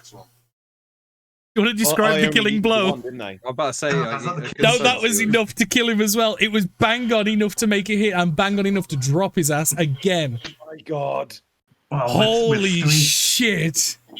With 3 hits, it's left arm comes off, right arm comes off, and then the head comes off. And just to point out that the corpse. That time you did 294 damage.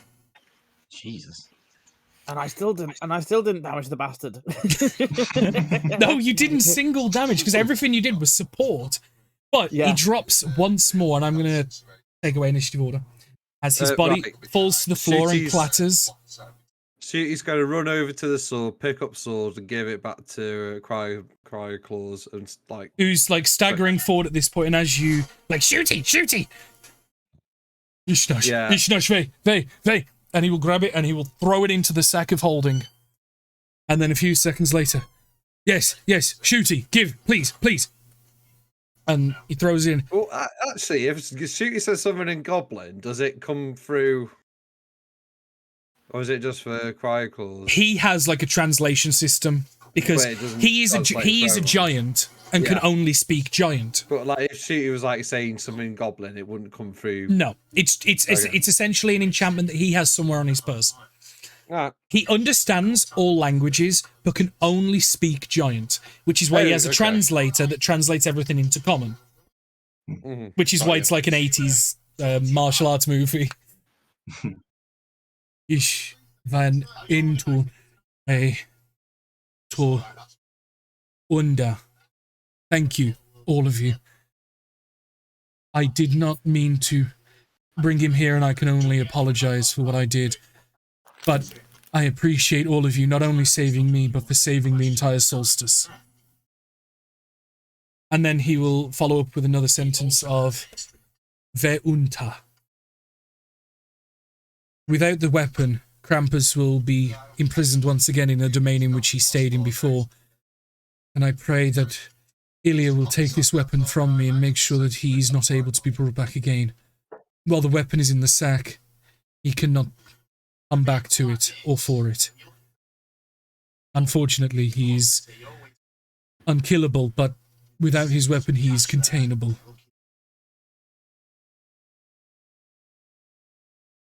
Any responses? In Goblin, she should say you're welcome. Yeah. But everyone else the is massive Shooty. hole in the wall. I pointed the burning fire in the corner of the kitchen.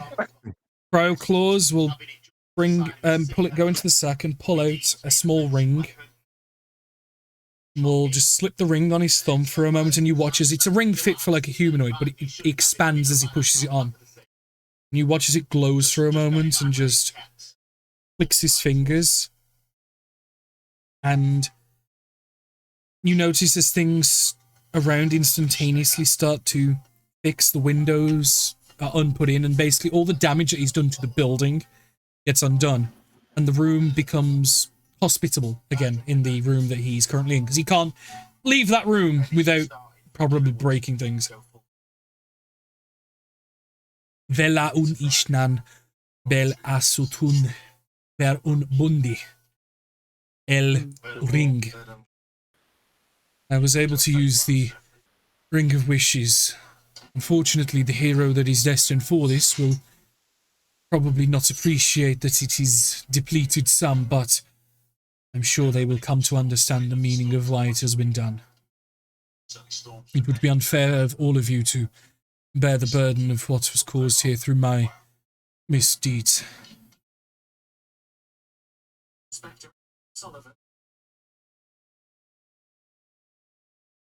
I think as a level 10 adventurer at this point, my reaction to all of this grandiose gesturing is just to sigh, go back to making toys that vanish as soon as I finish them, and swearing.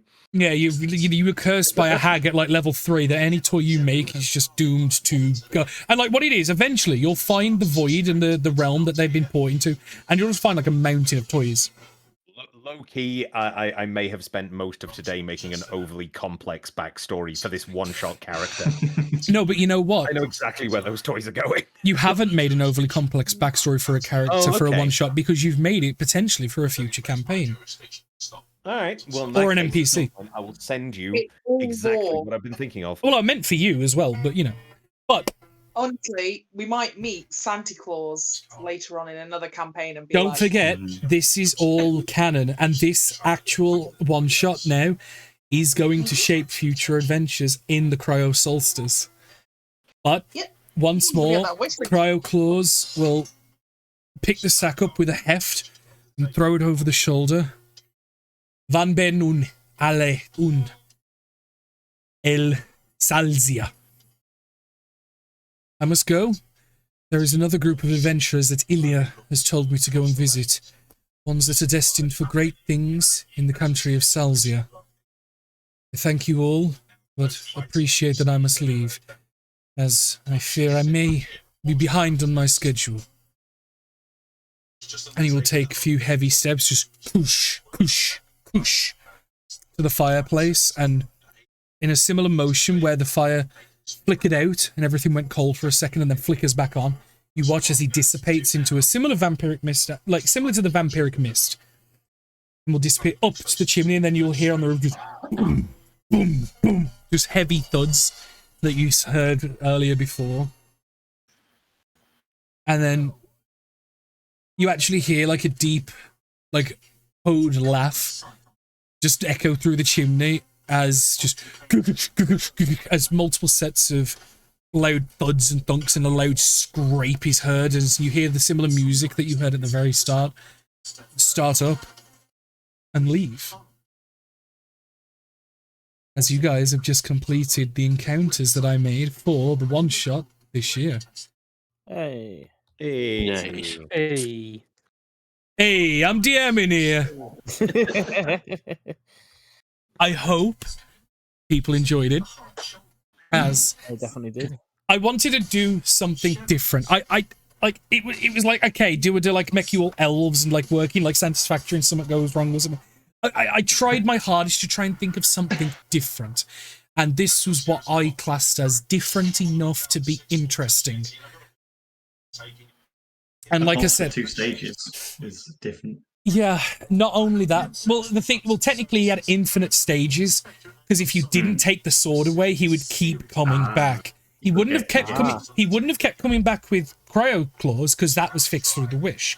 But he would have kept reviving after a period of about a minute, while that weapon is on his person, and he's below 0 hit points, basically Lich-esque. because now he has basically been bamfed back to his phylactery, which Ilya has put into like a prison domain. And because the sword is not accessible to him, because it's in the sack of holding, he can't teleport to it like he did the first time when Cryo-Claws accidentally pulled it out. Okay. And the reason why he thought there was an extra person for a gift was because in Krampus basically was using a bit of trickery magic and tricked him into pulling the weapon out. That was the logic, at least behind the curtain, at least. How I writ it. But because the thing is, I also tried to tie it in as it is. This is all full canon of the Tira world. I'm going to take you boys back to the world map and the other map so you can kind of see.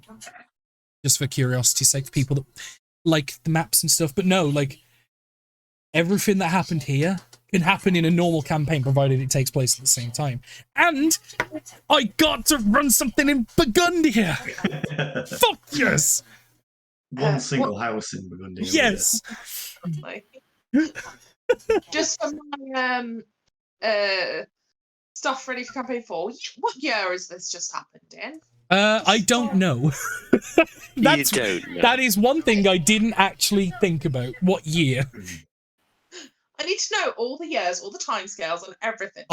Yeah, no, Rose is in the middle of completing a timeline based on all the campaigns and all the major events that my world has gone through and will continue to go through, which is fucking awesome. But game, Joel, Tom, and obviously you, the normal players, I hope everyone did have fun.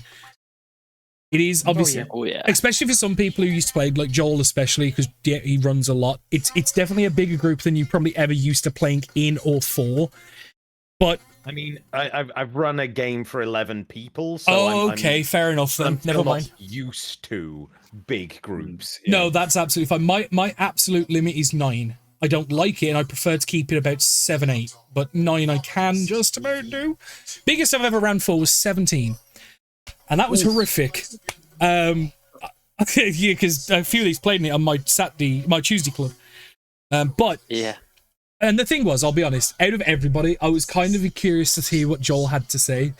Because obviously, first time I've ever run for you, Joel, and I consider you a very good DM. So, like I said, I was curious to see how my abilities run against your standards. And I'm just glad you enjoyed it. That's all I can say.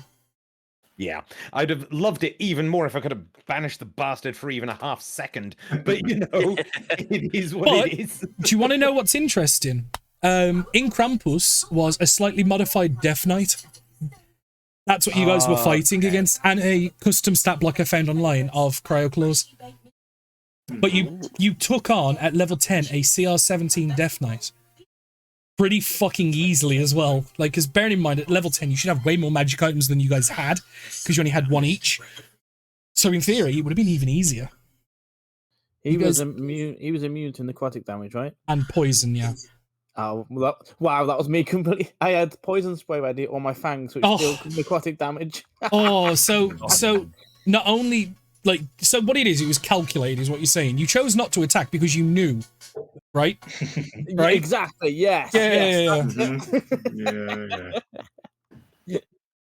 But, like I said, I hope everyone had a good time. I had a lot of fun. I am going, and like I said, there's going to be future one-shots and maybe guest spaces in my campaigns in the future. And obviously, Joel and Game, if ever, like, you want to be a guest in the campaign that's starting January, you guys are more than welcome to.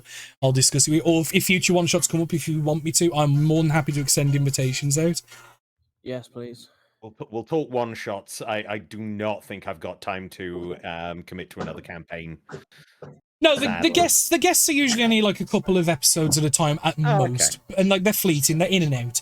But either way, I'll fill you in on the details. But for those that are watching, keep another. Sorry. One of the guest MP, because what it was, I traumatized them with the first set of NPCs that I gave them in the last campaign by kidnapping them. So the next guest NPC that came along, they claimed, and he's now part of our campaign proper. Nice. Yeah. Because. And she's now committed to this campaign as well, so she's in campaign 4. Yeah. It's hilarious because they were basically like, no, we know what you did last time. We're not letting that happen. I wasn't going to with this one, but it was just the paranoia was that real, and it's great. I see. So basically, if I come in as a guest PC, You'll probably under get kidnapped. great risk. Well, you come in as someone's dad. Yeah. If you come in with any likability to the party, the odds are there's going to be theories about how I'm going to brutally brutalize your character and upset the party. Because despite me only doing it once, and they've had 3 lots of guest NPCs, you know, it's fine. But I'm going to sign off for people that are watching. This will be on YouTube in the very, very near future. And Joel, if you want a copy to do whatever the fuck you want with for your stuff, I might actually, yeah, because my YouTube channel does not have the content it really, really needs. yeah, because I put it up in one big whole VOD for people to watch in their own like time. But if you want it to cut it, like do anything you want with it, I'm more than happy to let you have it. Because actually, that's one thing. Before I actually do go, I'll let Joel explain who and what he is and does. Okay, so I'm a DM for hire in the West Midlands, but I'm also here on Twitch under Shropshire DM. I Twitch stream as often as I'm able, basically. My schedule's been a bit sporadic recently because Christmas and other stuff going on. But yeah, I'm here as Shropshire DM. Thank you, Dan. And yeah, that's basically it. Yeah, got some written work out there in the world as well. But yeah, no, not a lot. you do a lot of lore writing and map making and things like that. But no, Tortle, what it is, this will be on YouTube in the very near future, in a day or two. So everything you missed, if you do want to catch it up, I can send the link to Game and he can pass it on to you if you wish, or I can DM you personally. I don't think I've got you on Discord, but either way, it doesn't matter. We'll see. I'll send you tomorrow. Yeah, I will send you. I will try and see if I can package up and send you the stream at some point, Joel, for you to do whatever the hell you want with. But until then, good night, everybody in the chat. I'm going to turn off the stream now, and obviously, for those that want to stay, we can have a little chat for a little longer. But I will see you guys next on Wednesday for V Rising. Thursday is going to be more D&D as I play Gorgor in Gorgor's Adventures with Friends. Saturday is Dying Light 2, and Sunday I might start that High on Life game, the one that's made by the people who make Rick and Morty. So yeah, that should be good. See you later, guys. Ta-da. See you later. Bye. Bye. Bye.